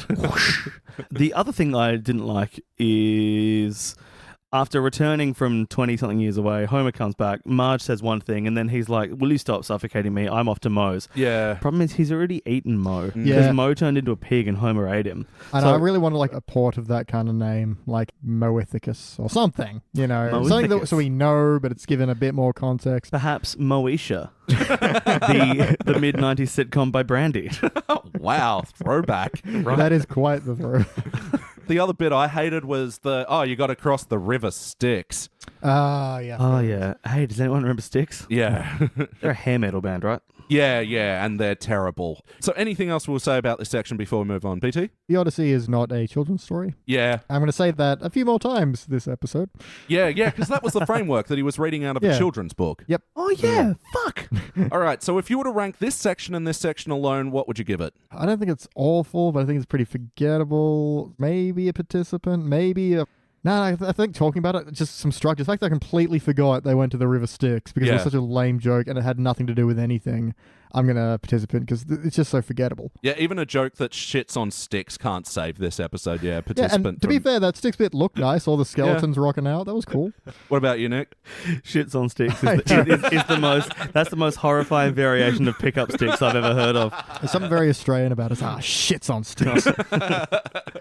So is because it's been a while since I've been on Been a while. The Sims. Very good. You got stained. With the shit on the stick. Sorry, man. It's been a while since I've been on the Simpsons Index. Is the distinction between bronze and participant whether or not you would watch it again? Yes. Okay, participant. Yeah. I don't want to watch that first segment ever again. Nope. So we'll now move on to the second segment. So the Joan of Arc. And Marge in the framework makes a reference to Joan Van Arc. Why isn't it never Joan Van Arc? What was this all about, Nick? So I did some Googling because I had no idea who Joan Van Arc is. So she's an American actress. She's done a few things. She's done some Broadway stuff. She was on Young and the Restless for a bit. She was on a couple of episodes of Dallas. Okay. But interestingly, she did a few voices in Fallout 4. Oh, nice. She did Bonnie Tornquist and Phyllis Daly in Fallout 4. I've never played Fallout 4, so I don't know who the hell those I don't characters remember are. those people, but But yeah, played Fallout 4. I imagine they were incidental. But yeah, same with yeah, you. there you go. Joan Van Arc. Good shout out. I suppose. Yeah. Now, along with Stephen Bosco, it's just the little weirdest shout-outs to people that would last expect it. Stephen Bosco, the guy that invented the chocolate sauce that George Costanza really likes. Yeah. It's Bosco. Bosco. You'll always return to your chocolatey master. The chocolatey master of your domain. Yeah. Cross-referencing, nice. So just while I'm mentioning that anyway, yeah, they do a shout-out to Stephen Bosco for being a good writer, and he's just a guy that wrote for NYPD Blue, and then when he saw this come up on The Simpsons, he got really chuffed and sent them all a bunch of NYPD Blue gear. Right. Did they get the same sweet swag when they did the NYPD shoe joke? What about Mad About Shoe? Oh. It's basically the same bit. What were some things you guys liked from this segment? Okay, the very first part I want to bring up, Marge is like, "Where's your sister Joan? Morning bells are ringing. Morning bells are ringing." I'm like, what the fuck? So I looked it up. That's the English translation of Frère Jacques. Dormez-vous, dormez-vous. Oh. And it's like, why and how would anyone know that? Like, you learn that song when you're doing French class in year 7. Oh, So- I thought there must have been something about Joan of Arc's mother being insane or something that they were alluding to. Yeah, no, it's reference to a song no one knows the English translation of. That's So weird. thanks, Simpsons. One of the highlights of this segment for me was actually God's participation in it. Yeah. He had like a really good line, "Yeah, I can see I have 3 eyes." Which is wrong according to the Dead Sea Scrolls. God has 7 eyes. Oh, really? Look Really? it up. That's Theology, it gets fucking weird. Did the Dead Sea Scrolls confirm how many thighs he had, though? No, just that they were thick. Yeah. With 5 Cs. very good. So that's the meaning you need to cross the 7 Cs. Yeah. Like, But a bit I did like was Bart going, "Oh, Joan, I'm God. Give me your dessert." And then God coming in, "No, Joan, give me your dessert." I will say I liked God in this one. He's pretty Yeah. And, Yeah. "Oh, this is going straight to my 5 thighs." Which then made me think, "Prying open my 5 thighs." kinky. Had to get there. speaking of God's involvement, I enjoy that Willie describes God as a 2-timing spot of light. Very, very good. Yeah. So what are some other things about this segment that stuck out to you guys? I do really like the overly Englishness of the English army. Oh, Where, yeah. like when Joan first climbs up the parapet and he's like, hello, what's this then? Oh, I've been stabbed. It's a bird with a little knife. Or when they get shot with an arrow, it's like, oh my word. Yeah. Oh, they're invading again. I thought we had a truce. Just because you keep saying it does not make it so. Yeah. When she's on trial, I'm like, my only witness is Almighty God. And the doors of light open and Mole Man walks out with this long crook, which yeah. just uses it to open the skylight. I think Yeah. that's a good bit. Yeah, good deception. I didn't like anything with Millhouse, King Millhouse. Nah. No, the only note I've got for that is his very trendy haircut. Oh, yeah. So he's got a bowl cut that's also a shaved undercut, but the bowl stops above his ears. So it's a really short shaved undercut. And my first thought was, Formula One driver Sebastian Vettel has exactly that hairstyle now. Oh. Doesn't make it good, but But everything's coming up, Vettel. but Sorry, no. No. That wasn't the other bit I liked. Is you two turned into the fucking English army then, didn't you? Oh, no, after you, But sir. I insist. I insist. No. I do also like God's speedy exit when he's like comes in and says, and then we just leave it. Oh, okay. I didn't notice that. That's And pretty good. he closes the skylight behind Yeah. him on the way out. Yeah, Very it's like, nice touch. Just get out of here. I feel like I've actually hit all my notes for this section. The only note I had left was when we come back out of it and they're like, how did that end? And Marge is like, Joan was saved at the last second by Sir Lancelot. They all lived happily ever after. Then eats the page and goes, well, it was easier to eat in that Bambi video. Yeah, I enjoyed that line. I don't like when Marge starts going in that character direction, though. When Marge starts going from very concerned, diligent mother Yeah. to complete sanitizer of all things bad. Oh, yeah. Because at the end of the day, if you're living with Homer, you can't be a complete sanitizer of all No. things bad. It's a little bit like, I think you guys have mentioned before, that Skinner used to have a lot more depth and personality, but now he's just a punchline for jokes about his mum. Yeah. And Marge has... Marge used to have a lot more depth, but is now just she's becoming more and more one-dimensionally sanitized. Sorry for giggling, listeners at home. I got my headphone cord caught in my sketches. Yeah, Yeah. like in the grooves in your shoe. Yeah. And I'm just watching, like, how is it that stuck? That was amazing. I'm sorry, man. That was actually a really good point. Yeah. Basically, they've been making Marge more and more one-dimensional, and I think this is kind of the era that it started. Yeah, Well, no, I think that's so. it. All right, so if you're going to rank the Joan of Arc segment and just the Joan of Arc segment, what would you rank it? I'd give it a bronze. Yeah, I'd give it a shiny bronze. Yeah. I'm on a bronze as well. Yeah, definitely the strongest of the three, which brings us to Hamlet. My first thing about Hamlet is that it reminded me of something that happened in a Year 10 English lesson that I still laugh about to this day. Excellent. Oh, yeah? Year 10 English, one of the first couple of weeks, we had this teacher who was lovely but a bit vacant, and she was giving us the different options of, okay, well, here are the texts that we can choose. Does anyone have a preference about what we're going to do? And she was counting them out on her fingers, the 3 different options, and rather than doing kind of palm towards the children, counting out like that, she was doing Oh, wow. back of the hand towards the children, and she was like, oh, well, we could do, Romeo and Juliet, and that was on the index finger. We could do Hamlet on the middle finger, or this other one. And then she's just giving a classroom of Year 10 students the finger, saying, but I think Hamlet's the best, all right? Yeah. I think, and it stuck with me forever, this like delicate, dainty, old lady English teacher giving a class of 15-year-olds the middle finger, saying, I think Hamlet's the best. Yeah, I feel like I'm going to think that every time I see Hamlet from now on. Like, it's- oh yeah, Hamlet. Just for the listeners so they can imagine it, we're currently sitting in my hotel room at the Ridges World Square, and for a moment there were 3 grown men sitting in a hotel room giving each other the finger. Yeah, like, Hamlet. Hamlet. My first note about this is a pedantic linguistic note. Oh, yeah. Bart is sleeping in his bed, and above it there is a poster that says Danes do it melancholy. Yeah. I don't feel like that's a correct use of the word melancholy. If they're saying that Danes do it and the phrase do it is being modified by the adverb melancholy, I think it needs to be Danes do it melancholically. Yeah, Is that a word? melancholically. Yeah. Yeah. Oh, okay. I mean, I feel like it might be, but it's one of those things where I don't know what percentage of your audience is American, and I'm sorry for the people I'm about to slag, but I feel Vast majority. I feel like Americans have a very interesting relationship with adverbs in that they don't use them in accordance with English rules for using adverbs. And I think that's a perfect example where they go, oh yeah, that ends in ly. That's probably an adverb. It's not though. Yeah. Did not notice that. Thank you for subbing in for Jordan on this one. Nick's anal corner. Next anal corner. And I'm trying to get a kind of linguistics joke in there. Kinda linguistician. You come and go. Oh.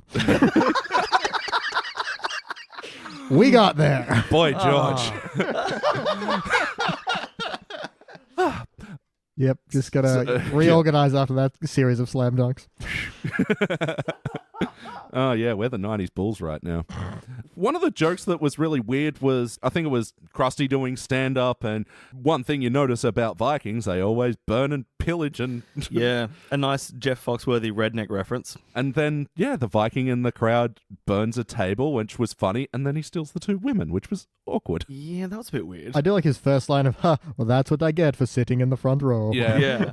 I was on board with that. Yeah. I wasn't necessarily on board with him abducting. This section was weird. Like, they were just sort of doing, like, what if stuff we do now was then joke, like the stand-up, and then he's doing, like, the improv session as well. I will say I do like the improv bit, because Yeah? in Hamlet itself, he organizes a whole play to kind of Yeah. expose the king, but in this, they're doing it as like a dinner theater improv. I kind of like that translation. Yeah. Need a location, need a job. And Yeah. Usurper of the throne. Yeah. Yeah, that wasn't bad. As a way of getting to the play, I think it's a nice little shortcut. Yeah. Rather Yeah. than have Bart have to sit down and, Yeah, plan it all out. Write a blah, blah, play. blah.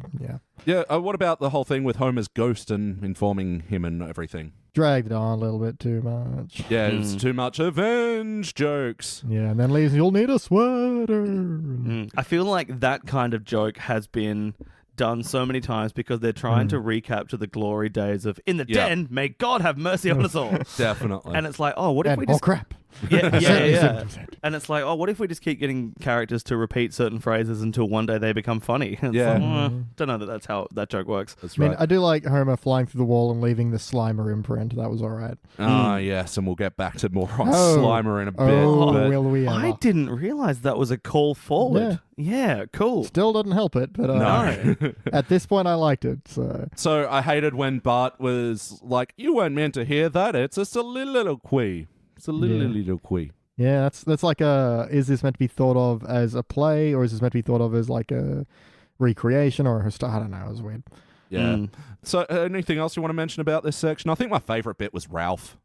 Ralph was pretty funny. Ralph was good. He gets Come- one practice stab. Yay! Straight into himself. I have a few things to mention. Yeah? I thought they were going to use Lisa to do a reference to one of the only paintings that I know. Yeah. Yeah? Ophelia. And I bet you're thinking of the same Ophelia. Do you know the Ophelia painting that I'm talking I about? do not know the Ophelia I've painting. pulled this up. There's a famous by John William Murray, I think it is, Millay. Yeah. It's a genuinely beautiful painting. Look It it up, is. people at home. Oh, wait, hang on. And while you're loading, I was bringing that up as one of my negative points. Is like, Yep. well, no one out crazes Ophelia, and it's been a very long time since I read or watched the play, but she does kind of go. But she goes here that she just goes mental in the most boring way possible. Just nanny, hey, nanny, jump out a window. It's actually weird. I remember liking this bit as a kid, but that one. They do a visual reference to that in Nick Cave and Kylie Minogue's Where the Wild Roses Grow. Oh, okay, sure. John Everett Millay, his painting of Ophelia is really nice. And then we see Lisa does, as you pointed out, the shittest breakdown of all time. She jumps out of a window. We hear her land in a river, and they They don't don't go to cut the to visual the reference. famous thing of her. Yeah. Like, that felt like a wasted opportunity to me. Oh, well, on the one hand, maybe they don't want to show that she was drowned. As an actual corpse. But also, everyone in this episode dies, and the Yeah. implication is that she fell into a river and we don't see her getting You out know of what? it. If you want to play it safe, cut to her lying in the river in that photo, but it's only like up to her ears. She's like, I thought this moat was deeper. Yes, There we go. Oh, yeah. totally. Well, it's actually interesting. On the DVD commentary, they were saying that, especially when, like, Joan of Arc Lisa in this episode was getting burned at the stake, they didn't want to, like, see her getting mutilated because one of the showrunners said, yeah, you never want to see the most familiar characters in The Simpsons getting mutilated because that's disturbing. But let's go to another scene of Bart being strangled by his dad. No, that's right. Yep. Because they used the reference of the episode where Bart gets the bigger brother. Mm-hmm. And Oh, yeah. you know that scene where Homer's face melts? Yeah. Yeah, because apparently, like, people called up and complained That did about freak that. me out as a kid, yeah. Yeah.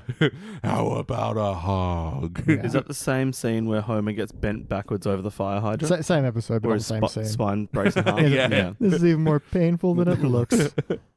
So, anything else about this section? Rosencarl and Gildan Lenny. What's that? Rosencarl and Gildan Lenny. Yeah, as opposed to Rosencrantz and Guildenstern. Oh, There's Yeah. characters from the thing, but I like the port of it, so. Yeah. what, the high five poison bit? I mean, no, that part wasn't good, but I like the names. Yeah. Oh, okay. I totally missed that. Again, I need to study history. This is Shakespeare, so. Yeah. He was a historian. Hey, Elliot. Yeah. Hamlet's the best. Hamlet. Hamlet all, you guys. Oh, BT with the double Hamlets. Double the Hamlet. So I was driving down the highway and this guy's tailgating me. So I just stuck my hand out the the window, window, gave gave him him a Hamlet. gave him a couple of big old Hamlets, mate. What's that? Oh, that was just me doing a weird voice. Oh, cool. I just want to change Hamlet to like a ham omelette. Oh. I'll have a couple of Hamlets, thanks. Speaking of Recipe Index, can I do an opportunistic plug for an go upcoming for it. episode of my podcast? Opportunistic plug. Corner. The podcast that I'm on, Pods in the Key of Springfield, we have a series of episodes called Eat My Shorts, in which we look at things that are tangentially related to the Simpsons universe that are not episodes. Yep. We're doing an episode where we are going to cook and eat the Good Morning Burger. No Oh, shit. wow. Yeah, the one that has like literally like 500 grams Yeah. of beef and Yep. bacon and a ham steak and a fried egg all soaked in rich creamery butter. Rich creamery butter. So- Lisa, that's a big pile of rich creamy butter. So I think our plan is to release that episode and then check ourselves immediately into a hospital. Yeah. Oh, God. Yeah. It like hearing after you guys, because one of the Eat My Shorts was a Butterfingers reaction when you guys ate Butterfingers. And Yeah. And that was just a chocolate bar, and it was Yeah. still the worst I've ever felt in my life. I can't wait to see what the Good Morning Burger is going to Yeah. do to me. I can actually say from, not from experience, but having viewed someone else's experience, do not try Homer Simpson's Space Age Out of This World moon waffles. Oh, the Oh, moon yeah. waffles. Because there's someone who's tried it and they just destroyed their waffle. Oh, Like yeah, there's a yeah, clip of yeah. them in the end, just chiseling it, trying to get the caramel out of it. yeah. Yeah, fuck. And also, I can't wait till you do the 64 slices of American cheese podcast. So, any final notes about the Hamlet section? Hamlet is not a children's story. Yep. And you know the fix they could have had for that? Instead of doing it as a book of children's stories, it very easily could have been, hey, watch this book. And then the book says stories for, young adults or teens or something. Yeah. And it's like, oh, well, this is a book that we just put aside waiting for you guys to go, well, what the hey, let's read through it now. Yeah. Yeah. And that could have circumvented the whole not a children's story thing. Yeah, it's just odd they use the framework of children's stories and then none of them were. No. And for an episode where they were literally padding, like, with the long intro and extended sequences, this episode could have used, like, some more elaborate framework, I reckon. The other note I just wanted to mention was I actually really liked the line from Wiggum. It's like, why were you hiding behind a curtain? Because I'm afraid of getting stabbed. That's good. Yeah. Anything else about this section you want to mention? Nope, just the horrific ending. Yep. Oh, yeah, where everybody kills themselves. Nope. Keep Oh, going. no. And, Sorry, and then I meant- and Marge is like, well, I'm not cleaning this up. And then she just knocks herself with a bombie knocker. Good use of bombing knocker. Yep. Hey, someone else knows that word. Yes. No, I meant horrific ending of the episode, not of the vignette. But Oh, the ending of the but framework. I'm skipping ahead. Ending of the framework definitely sounds like a band I would have seen in 2005. Wow. So, yeah, they do this fucking weird Ghostbusters ending. I don't even know how they set it up. They go, well, son, Hamlet was then turned into a movie called Ghostbusters. Like, what? It had, and then they're all dancing. And then a fucking solid like stupid. 30, 40 seconds of the theme song from Ghostbusters playing while the characters just dance without saying any more words. Yeah. Yeah, they did the first 4 bars, and I'm like, okay, roll the credits. Oh, another 4 bars. Here we go. Yeah, you've already paid for the licensing of the theme, so play it over the credits. Yeah. Oh, no, we're just going to sit here and I watch was them dance. about to bring that up as a really weird point, that this is, referencing public domain in its title and ends with something they would have had to pay for. Fuck, that is a Wow. good point. BT's Good Point Corner. Yeah. BT's Good Point Corner. Oh, stab that's you with a point. weird. Why wouldn't they end it with just a public... that's so fucking frustrating. Yeah, right. All right, so if you were to rank this section and this section alone, what would you give it? I'm on either a dull bronze or a shiny participant. Yeah. It's a little bit better than the first one, but not as good as the second. But I like some of the jokes, but it's not great. Yeah. Yeah, I think I'm going to say bronze. I might watch this bit again. I'm not going to watch the first section again. Yeah. Second and thirds, maybe. Yes or no, would you watch this episode again? Probably. I won't seek it, but if it's on, I'll sit. Yeah? I said yes to 2 sections, no to 1. So I think majority rules, yes. But ideally, I'd come in at the second ad break if it was on TV and then be like, oh, I'll watch the rest of this. Yeah, I concur with that. Well, what would you change about this episode? Oh, I mean, there are so many things. I think the first section, as we mentioned, needs to drill down on a few more of the stories because it feels kind of arcless and directionless. Yeah, it feels like a Cliff Notes on the Odyssey. It really does. They need to do a visual reference to Lisa in the Ophelia Malay painting, and they need to get rid of vibrating footstool. I mean, those are the 3 things that might save the episode for me. Yep. BT? Yeah, I think that kind of covers everything I would change. If not, like switching out another vignette entirely. Yeah. To one that was actually, if there was one vignette that was genuinely a children's story, would you then give the other 2 a pass? No. It would still be weird that they were there. Yeah, and it actually probably It would be make that weirder. weirder. Yeah, because at least maybe this is Yeah. like written at a time like in the 50s when children's stories did involve a whole bunch of murder. Sure. But and just as a quick side, because I find this fascinating, is that Night of the Living Dead is actually public domain because they fucked up the copyright. Oh, really? That's yeah. fun. So it was something like, if my memory serves, when they were filming it was being called Night of the Zombie Flesh Eaters, but the studio was worried that that would encroach on an existing film called Zombie Flesh Eaters, so they made them change it, but the name on the prints of the film wasn't changed. So what they the name they copyrighted was not the name copyrighted on the film. That's really cool. Yeah, so we all legally own Night of the Living Dead, which is why it shows up in the backgrounds of a lot of movies, because it's free. Right, Oh, of it's in the course. Big Sick as well. Yeah. Oh, clever Because he boys. can. That's fun. So you know what? I would really enjoy watching a Simpsons riff on that. It's more of a Halloween thing, but who cares? They enabled this stories in the public domain or whatever, so... Yeah, and Yeah. that sort of comes to what I'd like to change about this episode, because this episode has a real big feeling of lazy writing to me. It reminded me as a kid of all those like Warner Brothers cartoons that would just divert and do a history story for an episode. And yeah, this one feels super lazy like that. I need to clarify that you're not lumping in What's Opera Doc into that. Because What's Opera Doc is one of the That best... is high culture. One of the best cartoon moments ever. Definitely. The Return My Love song is... I've wanted to do a punk cover of that song for so long. Really? Yeah. The one that Fudd sings Yeah. it's so cool. Just wanted to make sure that wasn't caught up in your filter of Warner Brothers doing historical things. But it's Yeah. not, so that's cool. That is a No, actually, masterpiece. you're reminding me. I do want to go back and check out some of the like iconic Warner Brothers cartoons because I imagine a lot of them don't hold up anymore. But There's a great one because I've got like a Blu-ray collection of heaps, and I'm not going to say it's complete. But, Yeah. Oh, actually, no, I've got too many anecdotes to tell. Nick's anecdote corner. You got Three Stooges anecdote syndrome with all. Move it, shot ahead. Exactly. Well, the Blu-ray thing. Oh, there's a Elmer and Daffy episode called "Boobs in the Woods." yep. Yeah. Oh, Yeah, and I think it's the old school meaning of the word boob, just meaning idiot. Yeah. Fool. Which is odd that that's a word that we decided to appropriate for breasts. But Yeah. anyway, oh, look at those sweet pair of idiots. you know What? why? Why? Because capital BOOB. Is the three angles of Yeah. boob. Yep. Yes, I did know that. Top down, front on, side on. Yeah. Like bed. Oh my God. Yeah. cool. Lowercase bed looks like a bed. Anyway, what? Yeah, boobs in the woods. That's all I wanted to say. Boobs in the woods. Oh, Boobs in the woods. the other anecdote, which was Three Stooging its way out of my head, was that I once went to, I was in one of those like $2 shop, reject shop, cheapest chips type places. And for $2, I bought a Looney Tunes DVD collection that had one of the banned Nazi episodes Oh, wow. on it.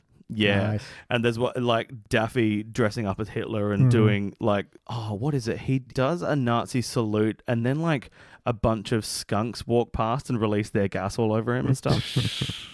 Ooh. So I find it weird they got banned because they're making fun of Hitler. So it's strange, surely isn't making it? fun of him is okay. Yeah, that's I what think the big problem because the episode was littered with swastikas. Like, yeah. Maybe. I guess it needs to be contextualized properly, but Yeah. still, it weirds me out anytime that something that casts it on a negative light is thought to be pro. It's like when parents got up in arms about like Wolfenstein. And it's like Yeah. when they're like, "Oh, Doom is so satanistic." It's like you spend the entire time killing demons. yeah. How is this a problem? So, yeah, that's what I'd change about this episode. More swastikas. Problematic corner. So, last question, play count. How many times before today do you think you've seen this episode? 3 exactly. Yeah, probably 3 or 4. Yeah. Yeah. I feel like I've seen this a bunch, maybe 5 or 10 times, but like, Which I is actually- it, 5 or 10? It's a big difference. Yeah, especially when you like if you'd said 25 to 30, relatively the difference is not that big, but 5 to 10, that's an enormous difference. It's either 1 or double that amount. It's either X or 2X. V or X? What? Roman numerals. Oh, very good. That's very good. Yay, I know numbers. All right, guys, it is time to rank this thing. Nick, kick it off. On the basis that I went participant, shiny, bronze, and bronze, I'm going to say that equals out to a bronze for me. Yeah? Yeah, which is, to be honest, slightly higher than what I felt like at the start of the recording. I thought this thing was going to participate, but Yeah. going through I guess I didn't take the interstitials into account, the framework. I'm not a huge fan of the framework. Is that enough to drag it down beyond a bronze? I don't think so. I think it's going to dull bronze for me. Yeah. Well, I'm going a participant, and I sort of realized this about, I don't know, about the start of Hamlet. Wow, I'm actually kind of bored with this episode. Like, I found my mind was wandering. I feel like we've mentioned a lot of the good bits and giving it a good chance if we could, but I am leaving out a lot of the bits that was just and like definitely not enough to make it a fail. Like, I would err on bronze if something had been stronger, but yeah, it just didn't cut it for me. How about you, BT? Finish us off. Yeah, I'm kind of figuring out because I had like a participant bronze and then kind of a midway. I was not really sure when I was landing on that last one. I just kind of think, yeah, the framework does drag it down a lot for me. So I'm going to go participant, mostly because if God's the funniest part of your show, you may need to rethink some things. He's not typically known as a comedian. Yeah. I mean, he couldn't even do a tight 5. He could only bring it down to 10. Yeah. It's It's a commandments joke. just, Tight V. type X. Come on. All right, so this will average out into being a shiny participant, which really feels right. Yeah, I think so. Yeah. This will be joining other such episodes as Simpson Safari when they go to Africa, A Star is Torn when Lisa does like an American Idol style show, Marge Gamer when she gets addicted to World of Warcraft, Scorpion's Tail, which we reviewed recently with Jordan, which I liked a lot more than you, Beach. Yeah, you did. But it had Werner Herzog. Yeah. Oh, but Warnie just- Hedgehog. Warty Hedgehog. Wow, the Sonic series has really changed. I don't even recognize it anymore. Bernie the Hedgehog. You have to go fast. All right, and Get me the chili dogs. all right, guys, I think that does it for our vignette. Yes. Stay tuned, and we'll see who our next guest is when we do. Yeah. I can't wait. And I might go have a salad for lunch with a balsamic vignette. Ooh. Ooh, you can get out now. All right. But it's my hotel room. Yeah, I know. So, yeah, of course, Nick, thank you for joining us today. And all our man. fans out there, check out Pods in the Key of Springfield. Thank you very much. Thanks for having me. It's always a pleasure to be on the Index. No worries. Yeah, you can check them out on episode 66 of The Index, I believe. Yeah. And also, I made an appearance on one of the Eat My Shorts. Yep, Eat My Shorts 7, I think it was. The one where we do the real lives of the baseballers in Talking Softball. Which was so many criminal records. I know. It was astonishing what terrible people they are. All right, guys. We'll be back. That's part of the mustard in the house.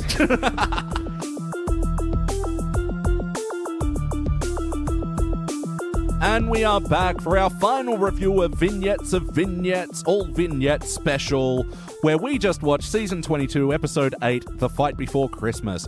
First released in December of 2010, it was directed by Bob Anderson and Matthew Schofield, written by Dan Castellaneta and Deb LaCusta.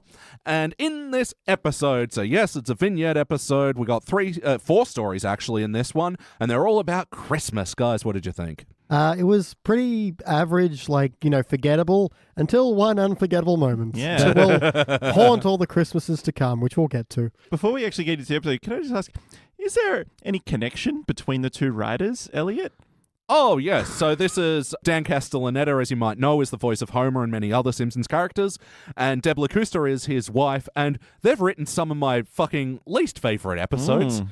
Is she a writer in her own right? You know, Jordan, I'm always impressed at your ability to ask excellent questions that I never have the answers for. Yeah. And what's the capital of Tunisia? Tunis. I'm pretty sure that's right. I don't know if that is right, but I really would love it to be right. I'm not prepared for this question, but as far as I can tell, she has only written Simpsons. I'm just looking up her IMDb. Yeah. She's been an actress in a few things. Oh, she was on the Tracy Ullman Show. Okay. All right. As various. Well, I wonder if that's where they met. I know, that'd be kind of cute. I like to think Simpsons writing saves their marriage, which is why we can accept their terrible episodes. Do you reckon they get together and let's write a really fucking shit episode? Finally, we could bring this show to... It's like the producers. Yeah. Yeah, exactly. One could make more money with a flop than with a hit. Yeah. This will be our springtime for Hitler.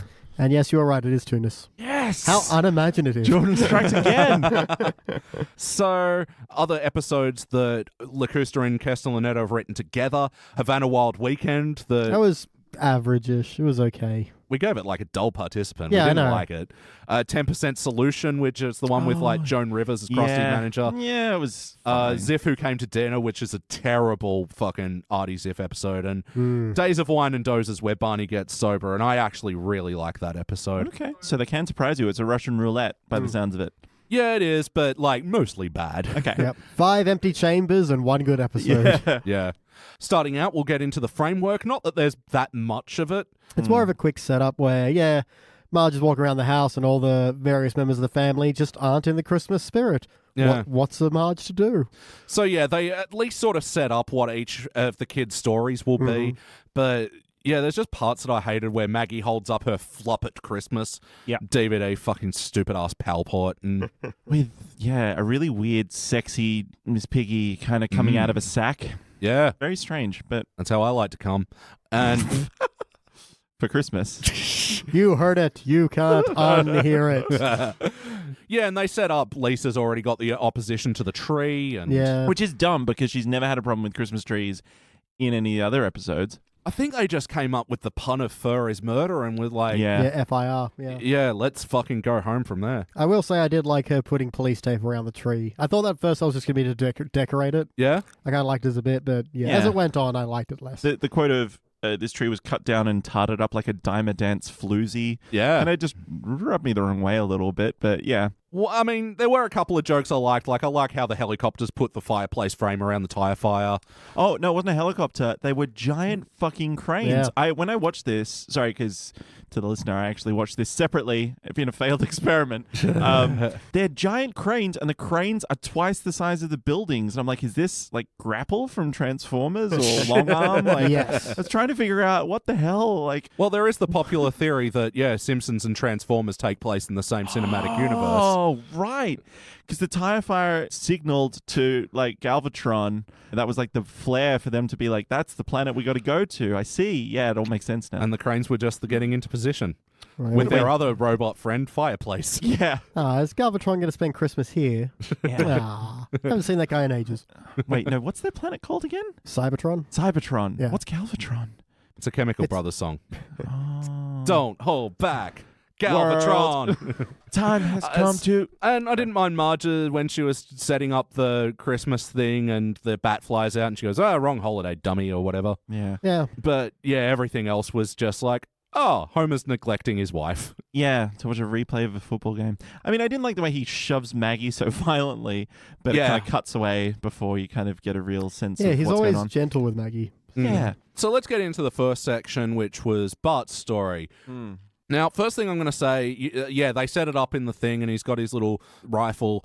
I felt like that they shone a light on that BB King pun, like, just so much. Very. I think it was so prominent on the gun. Whenever they showed the gun, they had to have it there now. Yeah. They kind of shot themselves in the foot. Like, they had to constantly write BB King on this rifle. Yeah. So that was their problem. But yeah, it's an okay pun, but yeah. So how about you, BT? What's some moments from this segment that stood out to you?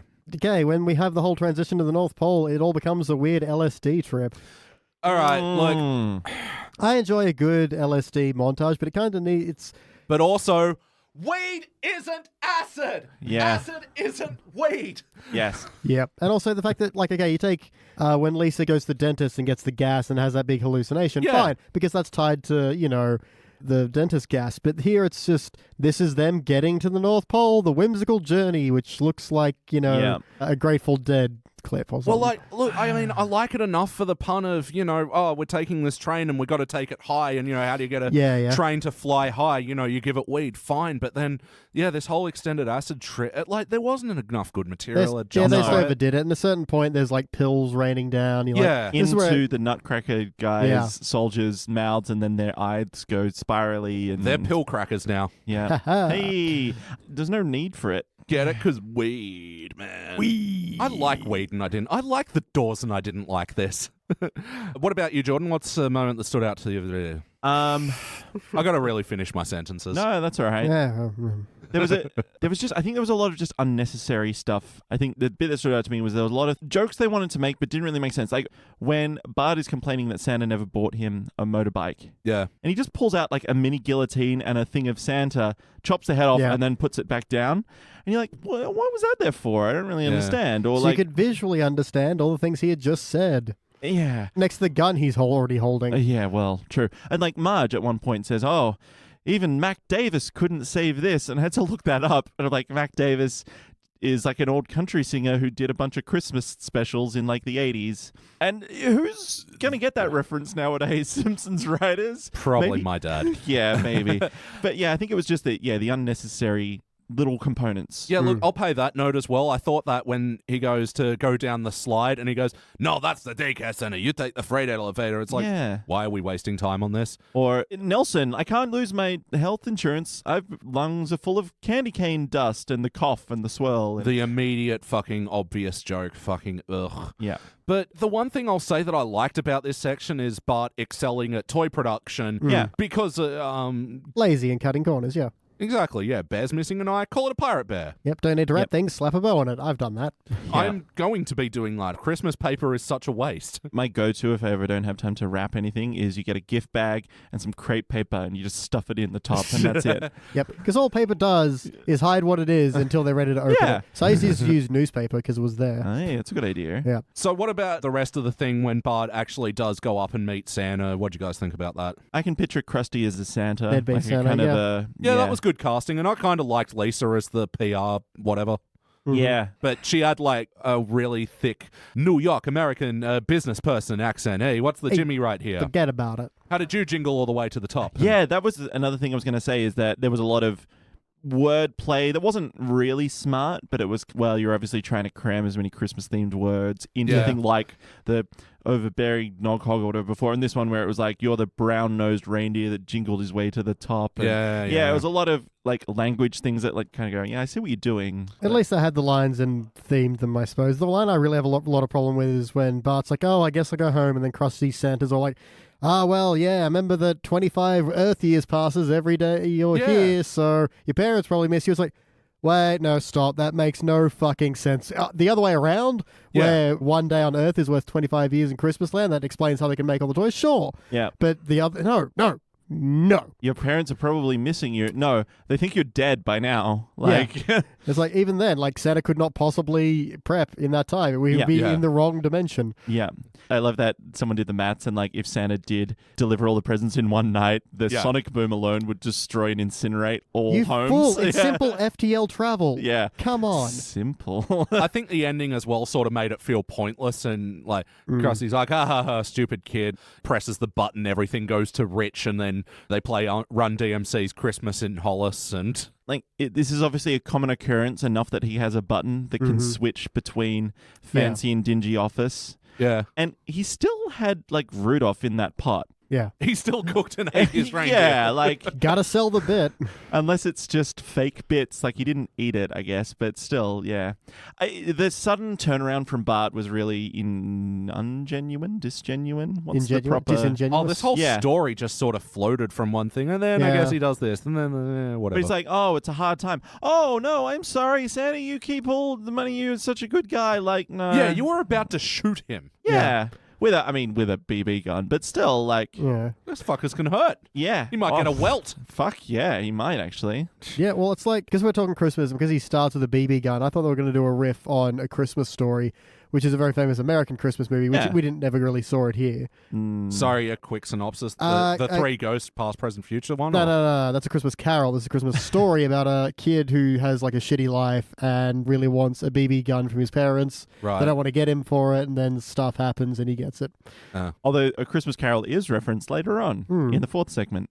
Oh, When Mr. Burns is like, I had a visit from 3 ghosts last night, and we'll talk about that we'll later. get there. Yeah. all right. So if you're going to rank the Bart segment and the Bart segment alone, what would you give it? Participant. It just floats around. There's nothing of substance here. Yeah. There's just like things that I just didn't like, but they weren't patently bad. Yeah, I concur. So the Lisa segment. So this is like she's going back into the past, and Yeah. what do you guys think of this? Very strange. It was going for like big heart, and it just did not do it at all. I mean, the fact that it just goes into an Inglourious Bastards parody. Like a really long one, like about Yeah. a third of the length Yeah. is to. That's my problem with it, hey, because like this already sort of feels crammed with 4 stories. Yeah. And yeah, this segment is almost put into 2, which is, yeah, the family trying to deal without Marge, and then this fucking massive Inglourious Bastards parody. Yeah, where in no uncertain terms, Marge machine guns Hitler Yeah. and several other people, and explodes the theater, Yeah. including a all the ushers, anthropomorphic and, elephant. yeah, and busboys. And They were Nazis, so it's okay. You don't know that. They could have just worked there. Well, I was about to say, well, if it's like Inglourious Bastards, it's just Nazi-occupied France. Probably some just like French film attendants. Yeah. They're like, Yeah. I don't deserve this, but fuck it. I was planning my own murder. Ah, you got there first. Damn. Buongiorno. Well, you can murder him if no, you beat me to it. It's done. I'll just be kicking his All right, corpse. you shoot him, then I'll shoot him, then you shoot him, then I'll shoot. I'll tell you what, you take the elephant. So yeah, and you're wondering during this whole Inglourious Bastard, why is there a fucking elephant involved in all this thing? Because they're showing Nazi Dumbo, and they had to have him in the Called audience. Dummkopf. Oh, there was a pun there, wasn't there? Yeah. And then they attempt to justify it with Lisa going, oh, I shouldn't sleep with these 2 things at the same time ever again. And it's like, no. It was even worse than that. She said, "This is the last time I bring these 2 to bed at the same time." Yeah. And it's like the rise and fall of the Third Reich and just a toy elephant. You're like, that's the shittiest Yeah. Also, because justification. the for rise and this. fall of the Third Reich is not going to give you Inglourious Bastard dreams. No, they no. end very differently. That's That's such a solid point. I did No. not think of that. Simpsons universe exists in the In Quentin Tarantino Tarantino. universe. All right. He was trying to say that violence is everywhere, even in breakfast cereals. That's why in that section there's also like a war propaganda that is itchy and scratchy. Yeah, that's Yeah. right. The loose lips sink ships, and he's cut his lips off. That was Yeah. pretty brutal. It's itchy and scratchy. I mate. know, Come but on. yeah. In lieu of an actual episode. yeah. So what do Yeah. you guys think about the actual story? Like The one thing that really just made me clench my fist in anger. Homer go, next you're going to tell me you don't want Christmas ham. And Lisa goes, I quote, don't you worry about that. I love meat and always will. Pulls out a bit of ham. That is some sweet pig meat. So this is actually something that I didn't know until recently, is that part of the reason Paul McCartney did The Simpsons was that Lisa would be permanently a vegetarian. And this is the second time that they've done a real dodgy to step around this rule. Yeah. Which the first being the crickets, which we saw in Pennywise Guys, and now this, and it's just, it feels insulting to him. And it's not even worth it. It wasn't even funny. Why rub it in our faces like that? Because again, it's not a funny joke on its own unless you know about Yeah. the fact that she's a vegetarian, and that's not mentioned anywhere in this episode. And it's not funny. No. Oh, I like meat. Nom, nom, nom, nom, nom. Yeah, it's like sitting next to that one weird kid who's like, I wrote Simpsons fan fiction. In this, Lisa isn't a vegetarian. Ah, you get it? She eats ham. Yeah. Ham, I think guys. the bit No, that Jordan, ham. Oh, ham! That's He hilarious, gets it now. Paige. The thing that annoyed me most about it as well is the way it's delivered. Like, Yeah. Yardley Smith is reading it as if she's like got a palm card there going, I love meat and always will. It just bugged me so much. You know Didn't- someone has a pistol to her head at this point. Oh, yeah, maybe. I don't Read think the Sir Paul line. McCartney would like the read it. We've really gotten to know Paul, and I said, read. So, to give this section any credit, I kind of like that they had Marge being the GI being sent off where Homer Yeah. was. Yeah, it was a nice flip, you know. But they immediately ruin that because they have Homer still working for the war effort, building planes and stuff. Dressed as Rosie the Riveter, yeah. Yeah. Oh, the we can do this, Yeah, the yeah. muscle Yep. girl. Yeah, okay. But then they have someone asking to recruit him later. And it's like, he's already part of it. Like, what the fuck? Yeah, he's already said he's too fat. Yeah. Yeah, because he goes, oh, why couldn't it be me? And they goes, well, it can be if you just go Yeah. down to the recruitment. Shut up. The Western Union teenage kid doesn't know that he's already been denied. Maybe, guess. but it But- just feels pointless. Yeah, it was a not necessary joke. Yeah. There was one kind of funny joke that I did like in this segment, which was as it's panning along and there's that 1940s radio host, Yep. the guy who's like, my voice singing in your throat, like Oh, talking that's about it. cigarettes. Oh. But there's a cross stitch or something that the camera pans past, which is in Mr. Sparkle animation style with like the big eyes, Roosevelt and Stalin. Oh, and it really? says underneath, friendship through trust. Yep, in that part of history. yeah, it's pretty good. I like Back when that. Stalin was our pal. Yeah. How about you, BT? Did you have any other thoughts on this section? I will say the one bit I did like is when they're doing the pan around the old-timey version of the Simpsons house, there's just hat rack after hat rack. Yeah. Oh, yeah. Yeah, that was good. They were all crammed, just full of Yeah, hats, exactly. beaten up. We had lots of hats back in the 40s. Yeah, some of the hats.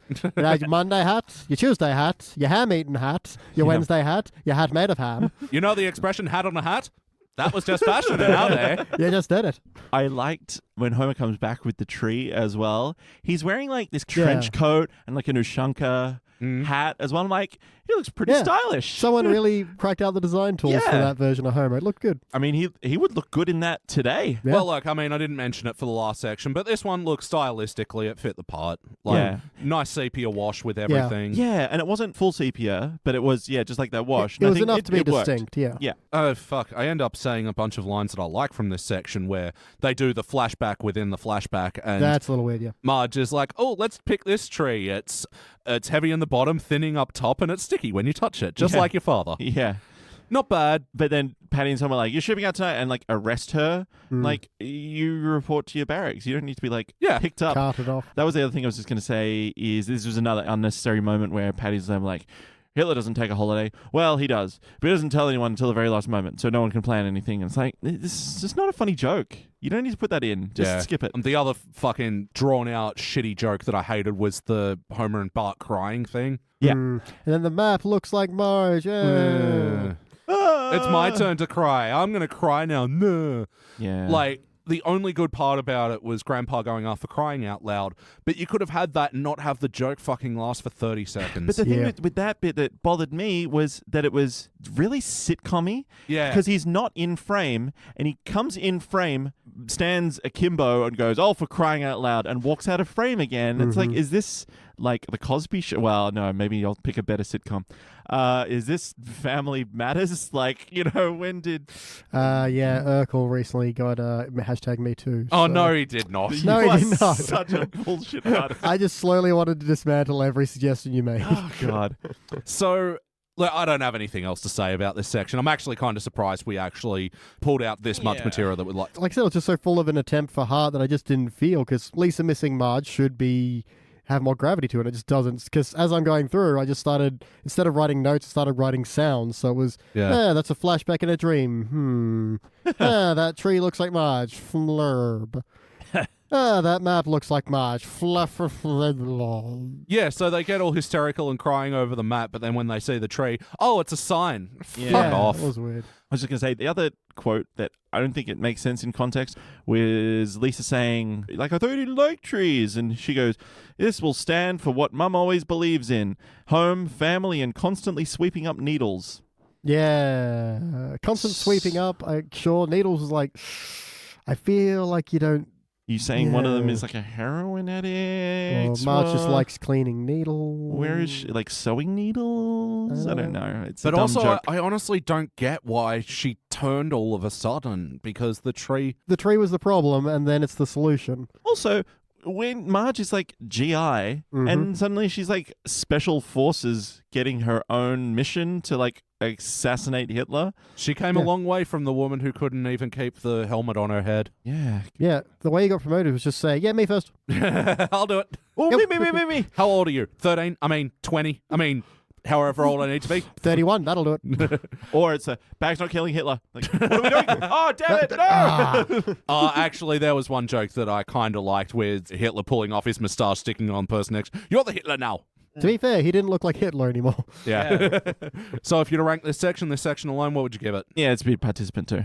I reckon I'm going to fail for this one, because I hate how the tree is the problem, then it's the solution. It just backs out of its own heart intent so rapidly, it pissed me off. Yeah, I'm glad we got back to talking about the story because, yeah, besides the jokes I liked, I fucking hated this bit. I'd say, yeah, somewhere between fail part for me. Patissa fail.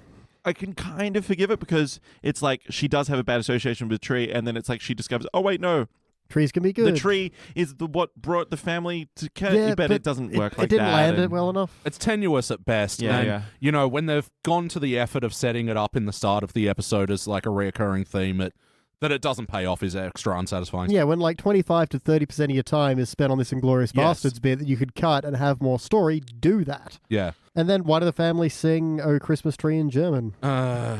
Surely this would feel like a bad idea given the time period. Again, just dragging out the time so much when you don't have a lot of it to work with. Mm-hmm. So the third section, and probably the shortest, Yeah. Marge and Martha Stewart. You know what? I think I like this one the best out of all four. Really? Which is not to say anything. It was just because it was short and sharp, and it was just a bunch of jokes, and it didn't pretend to be anything. And Which is true. I don't mind Martha Stewart. And she took the piss out of herself.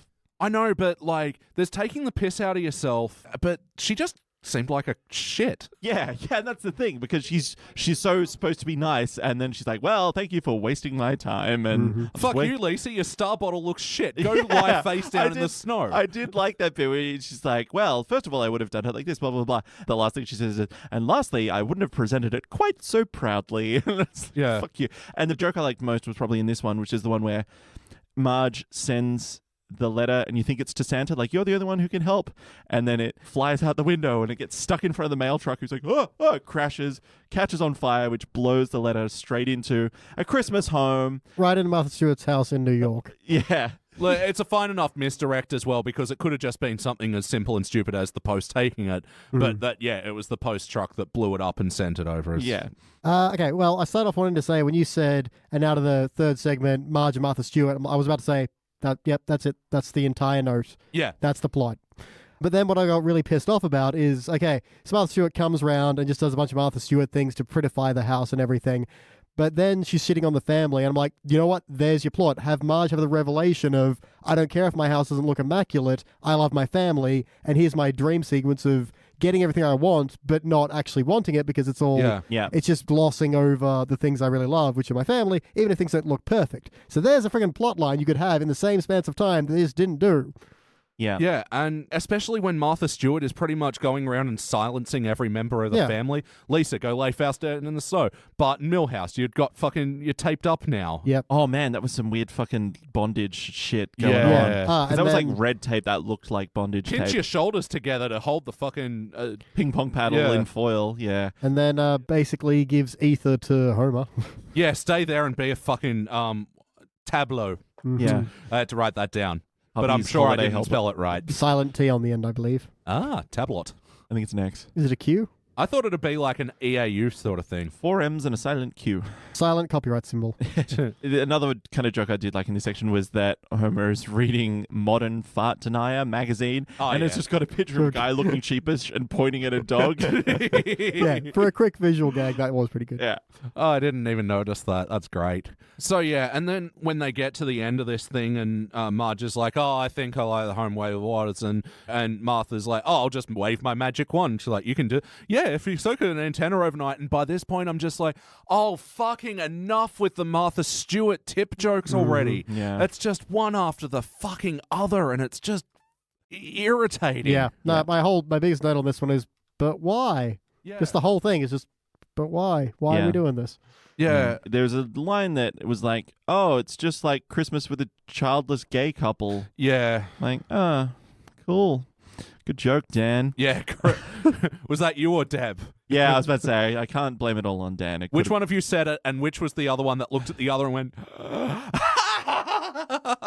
you're the best, let's fuck. All right. The one thing I did like about this kind of was when Marge wakes up and the family do breakfast in bed for her. Yeah, well, I like they set the tray down and go, breakfast in bread, and then pull the tray up. It's like, that needs to be made in bed. Yeah. Now we just need to make it. And then Homer starts singing, and it I keeps didn't going. mind the song, actually. It's beginning to look a lot like breakfast. And then he fucks it up. Yeah, we are going to go out for breakfast. And he's like beating the fire with like his thing in time with the song, and yeah. And I didn't even mind the line, it'll be any place you choose, as long as it's run by Jews, because they don't think this holiday's so great. Yeah. Not bad. Yeah. And so the last one, and Maggie's Flop It Christmas Dream. Yeah. All right, guys. You know what? Okay, first I'm going to praise it by saying the puppets looked pretty good. Yes. I did like the puppets. Yes. They were very cute, and the style parody that they did was pretty good. When I was watching it, I was like going, oh, it's stupid, like canned laughter, and they're trying to be like the Muppets. I'm like, actually, no, they are doing like a pretty good Muppets thing. I actually just realized, in the last episode we said, oh, wouldn't it be funny if Simpsons did a canned laughter bit? And this is that. They're doing live action, puppets, and canned laughter. Interesting. But I think they just didn't go far enough, like, because it was just like, we're just trying to do Yeah. a Muppets thing. And a lot of the jokes would have been, you could pull them straight from the Muppets. And I think they needed to do it differently. They needed to be more adult or something. Yeah. Because Muppets is a kid's show. Simpsons, not really a kid's show anymore. Yeah, well, I think Muppet Tonight, the Muppet Show rather, they sort of straddle that line between, obvious kids show PG, but also some adult-orientated content. Yeah, but not like blue No. humor. But yeah, like for adults to enjoy as well. Yeah. But I think stylistically they did make some good choices here, like with Jasper and Grandpa as Statler and Waldorf. That was fucking genius. Yeah, I was Really good. hoping so much they'd throw back to them more, and they only get 2 bits, which was a shame. No, and their second bit sucked. But I liked their first bit. What this show needs is 3 new writers. And we're like, oh God, doesn't it just? Yes. Yeah. Doesn't it just? Yes. What was the other one that they... They said, well, it's been a long run, but I think this will kill it. What? The Simpsons? No, Christmas. No, that's not funny. That's not a joke. I'll say the bit I did like, which is when Mr. Burns walks in and Moe's there, but then passes out for a reason. I come and goes, your goblin fainted. Yeah. Just kind of says it in such an offhand way. Oh, which is a Throwback throwback to, joke to the first section where he's like, a Christmas goblin. I'm an elf. Oh, all right? right. Yeah, okay. I But I thought just- that's unnecessary, but then it gets I think I called just back. like the delivery and how quickly it just passed through of like, he says it in such a factual way that it doesn't occur to him that that's a person. Yeah. Oh, yeah, and also when he goes, release the hounds. They'll be here soon. They have to come quite a way. And I didn't mind the little sock puppet. We blew the budget on Katy Perry. Yeah. Speaking of. Speaking of, yeah. Right, so where do we start on this one? Samoa's on the phone to his girlfriend. He's like, come around to The Simpsons. It's my new swimming bachelor pad. And then live action, Katy Perry walks in. Yeah. And immediately looks horrible. Not herself, but in the sense that she's against a green screen. Yeah. But all the puppets who kind of match the color scheme of the Simpsons house, because the Simpsons are all yellow. Yeah. And the color scheme of their house was designed to match and flow with that. She looks really, really, really out of place. It hurts you not only to have a live action character next to puppets, which hey, they do that on the Muppets all the time. Yeah. But They film them in the same. Yeah, in the with an actual actual set. backdrop. Yeah. But to do it on a green screen, it looked terrible. I felt so terribly bad for Katy Perry on this one. I'm feeling bad for a super hot millionaire. I shouldn't, but she looked so uncomfortable. She looked really awkward throughout the whole thing. She and did. She's like, I don't really know what to do with my hands. Yeah. Or And that dress was gross as well. Like, I don't know why, in the context of this sketch, that Katy Perry, Moe's girlfriend, has pictures of The Simpsons on her Yeah. dress. on and just like a red latex Yeah, figure super hugging tight thing. dress as well. What's funny is, though, they did this sort of as a reference because Katy Perry Yeah, was yeah. going to be on Sesame Street. but then got removed for being a little too voluptuous. yeah, For yeah. her, yeah, it was Had a bit too much booby showing. suggestive. Yeah. And yeah, just look, Katy Perry does her thing and it's whatever. That's fine.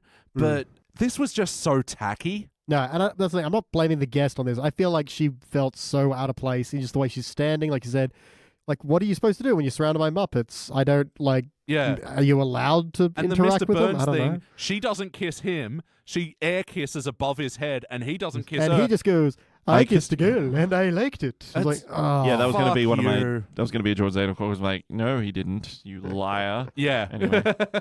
But yeah, her lines, of which there were like 3, I think. Yeah. First one being, what are you guys doing in my boyfriend Moe's bachelor pad? And the next one was, What are you doing with our family's faces on your shirt? yeah, dress? that's Yeah. weird. And then the next Sorry. one, which was, someone totally needs a hug. Mm. Like, that's a really creepy and weird thing to say in the context of this conversation that just happened.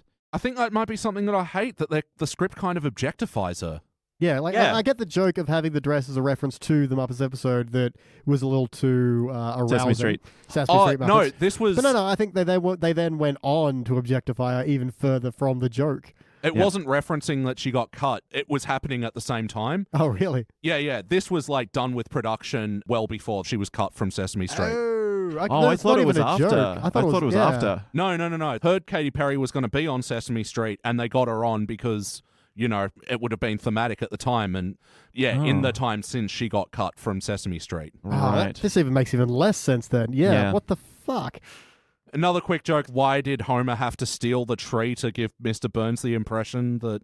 Okay, this was another, like, John Zanuck corner of mine, was that... Yeah.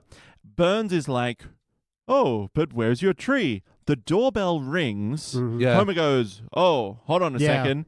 And it's Flanders with his tree because suddenly then- Homer's like pulling. It's like, Homer, let go of my tree. And like, what the yeah. fuck sequence of events just happened? That doesn't make any sense. It was just, Well, Ned was Yeah. carrying his tree door to door to brag about how good it looked, Yeah. and then Homer took that opportunity to see, like, yeah, if it had Homer going, oh, ding dong, I'll get it, and then run out and actually saying the ding dong part, Yeah. and then running outside to get the tree, all right, not great, but fine. or just in the background, like you hear this, Homer, what are you doing? Like, you know, from Ned or something. Yeah, that would have been fine. But then he rips his fucking arms off. Yeah. That's Yeah. a weird thing to do. Look, I just want to run through before we get to the big problem with this.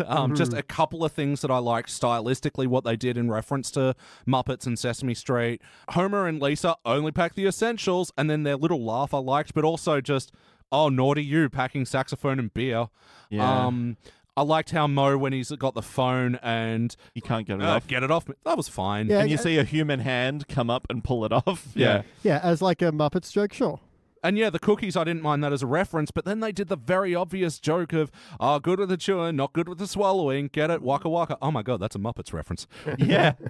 Waka waka. All right, guys. So one or two of the final fucking last problems with this. Who wants to take the lead? You're talking about the elongated, non-abridged version of the 12 Days of Christmas, right? The the 39 days. Yeah, which they then sing. They do stop at 12, thankfully, because you all know what happens after 12. That still means we went through 17. Yeah. Wait, no. No, there's more than that. God That's damn. 27.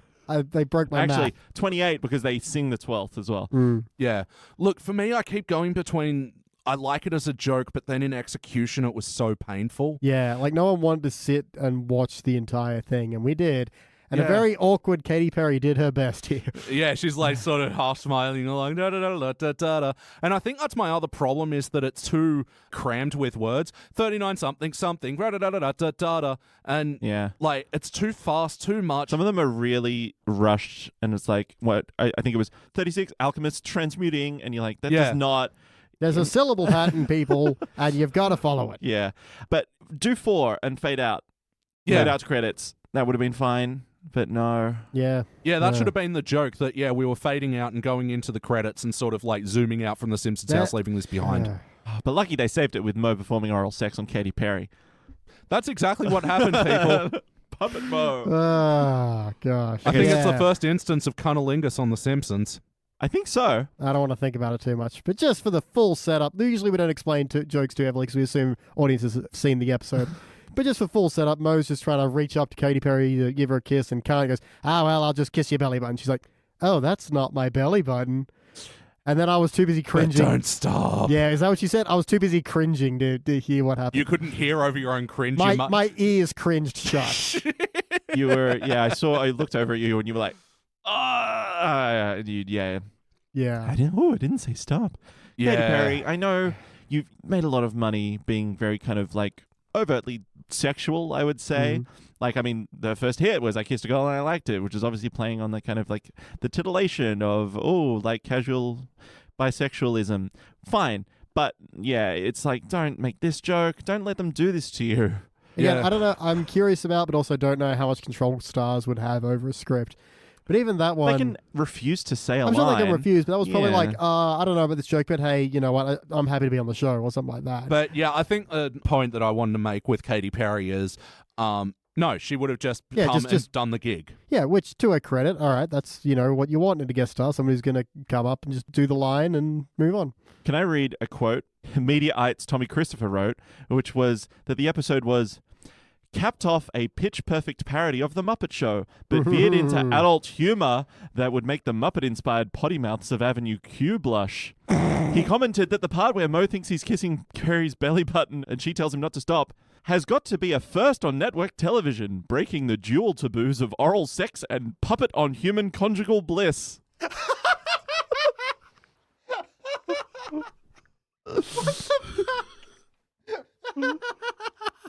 Obviously, Tommy Christopher has views on puppet on human conjugal I'm bliss. so mad. That's the funniest thing ever said on the show, and it wasn't us. What the fuck? I like it's the first time network television has broken the taboos of oral sex. And no, the dual taboos. You've lost Elliot. Is I lost think for Elliot words. is lost She's his got nothing, voice. no more things to say. That's He's it. He's just gesticulating so well. Yeah. That's it. That's it. That's the show over. That's the end of the Simpsons Index. Thanks for joining us. Yeah, who was that? That was amazing. That was Mediaites Tommy Christopher. Oh my god! I don't know why, but he makes me think of Chris Farley. Fucking call NASA. We just found an alien. All right, I think I can talk again. Okay, good. Oh, wow. Okay. All right, guys, so if you're going to rank this segment alone, what would you give it? It defies our scale. As in, it's just such a weird. It almost feels like a fever dream, you know? Yeah. It's both gold and failure for me. It's a golden failure. Yeah. Because it fails so spectacularly, it's almost beautiful and The horrifying. balls to do this. You know what? Is- I agree with that. Yeah. Replace your brain with just pure testicle, and that's what it would take to put this together. Of just Yeah. idiocy and boldness at the same time. Yeah. All right, guys, let's do an abridged questionnaire. Play count. Have you seen this episode before tonight? If so, how many times? I feel like I've seen that Lisa bit before, but unless that's actually a reference to something else, then none. I mean, I watched it the other day, but then I had to rewatch it again today. So Yeah. twice. So yeah, I'm sorry about that, Jordan. No, just that's for all right. just for the listeners at home, we've got some international guests coming up on the show. Woo. As part of that, we were trying to get our Skype situation happening, and so Jordan was sort of remotely trying to help us out with that. It was ultimately a failure, so we had to redo this session and make him watch the okay. fucking episode again. I did pick up a few extra things on the second watch. So yeah, That's no, good. it was all right. Yes or no? Would you watch it again? Oh man, only just to prove that it exists. Like to be like, wait, did I hallucinate that? No, okay. I like not to prove to anyone else, just to prove to yourself. Yeah. Yeah. It's Like you will be in denial. like I'll wake about up it tomorrow and be like, no, that didn't happen. I was on some cough meds or something. This isn't a. Oh God. No, just that last song on YouTube, just with the credits, just so I can show you someone. See, it's Moe's blowing Katy Perry. Yeah. This happened on The Simpsons. Yeah, okay. I Can you agree with imagine that. if it was the other way around, how much creepier that would have been? Oh, So now they're like cartoon Mo Dick, but like just Muppet Dick. Muppet Dick. Well, I mean, yeah, God. Don't even want to think No about it. fun places to go from here. No. Can I do a couple of Annie Corners really quickly? Come on, So- go really good. When Bart turns up the thermostat to melt the snowman guards, I didn't mind that joke, actually. it was fine, but it was already set to 50 degrees, which snow would have already melted Oh. by that stage. Oh, That's- actually, no, I didn't like it because then he pulls out the wallet with the Snow family and then it was sad. He left the gun at home when he got on Yeah. the train. I was going to write that down. Like, no, Jordan will catch that. Yeah. Yeah. Nazi Dumbo is blowing up England. Where is it storing the missiles? It's butt. It's elephant bombing pouch. Cool. It wasn't my first question. Yeah. And lastly, Mo has someone he can just booty call. Yeah, look, I kind of liked that as a misdirect. That, yeah, it was pop singer Katy Perry is your girlfriend. What? But, Yeah. Make her a puppet. I'm sorry, so many things get fixed if she's a puppet. yeah. The awkward performance, the green screen, the whole fucking Yeah, deal. she can still do the voice. Then Mo can reach her lips. Yeah. Yeah, thank God. And we missed the entire oral sex bit. Yeah. Well, with those anal corners out of the way, it must be time to rank this thing! Jordan, kick it off. Yeah, I think I'm comfortable at just a straight participant.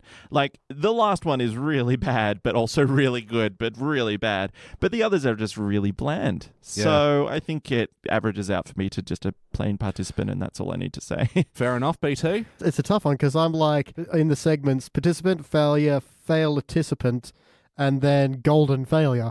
Yeah. And I don't know what to call that.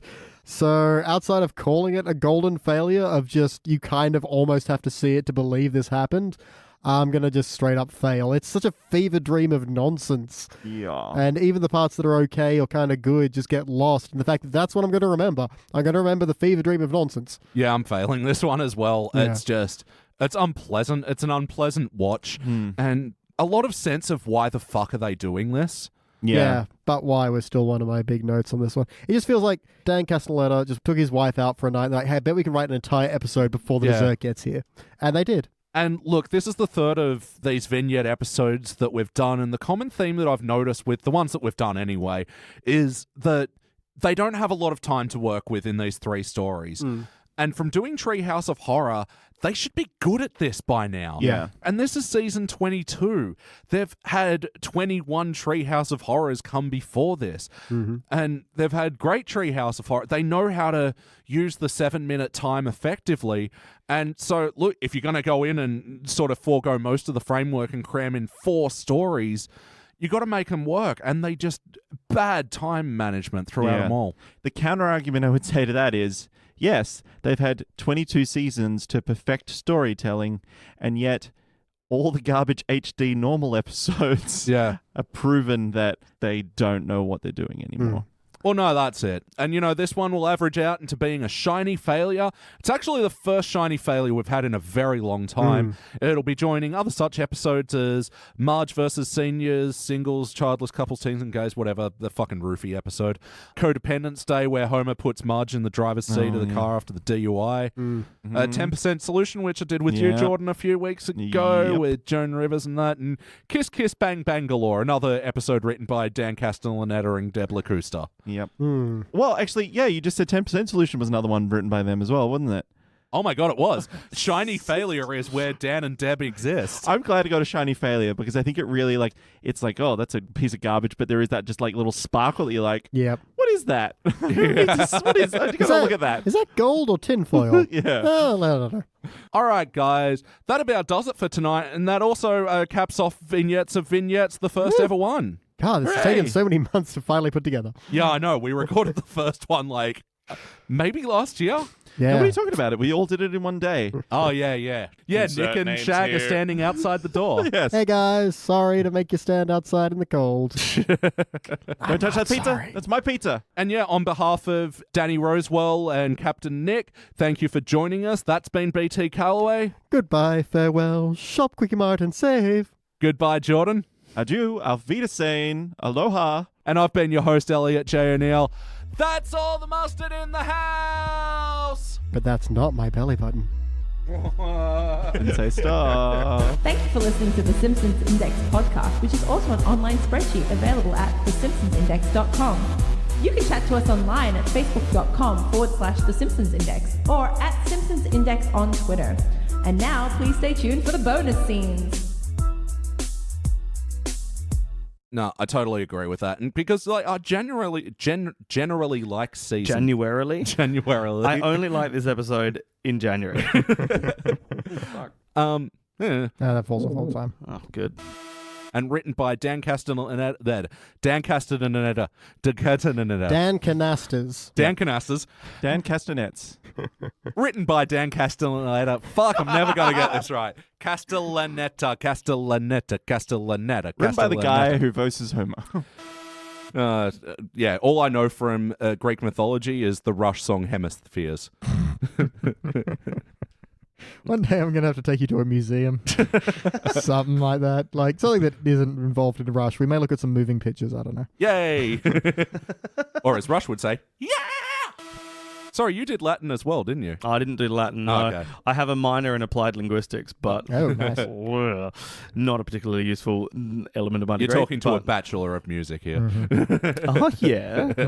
That's nice. Does that mean if you had a sheet of staff paper, you refer to it as your Bachelor of Music pad? No. Okay, terrible joke. I thought you were going to go like you just play Bachelor Girl songs. Well, it does feel so good, I want to do it again. Yeah, very good. You have to do that one again because that's the only song.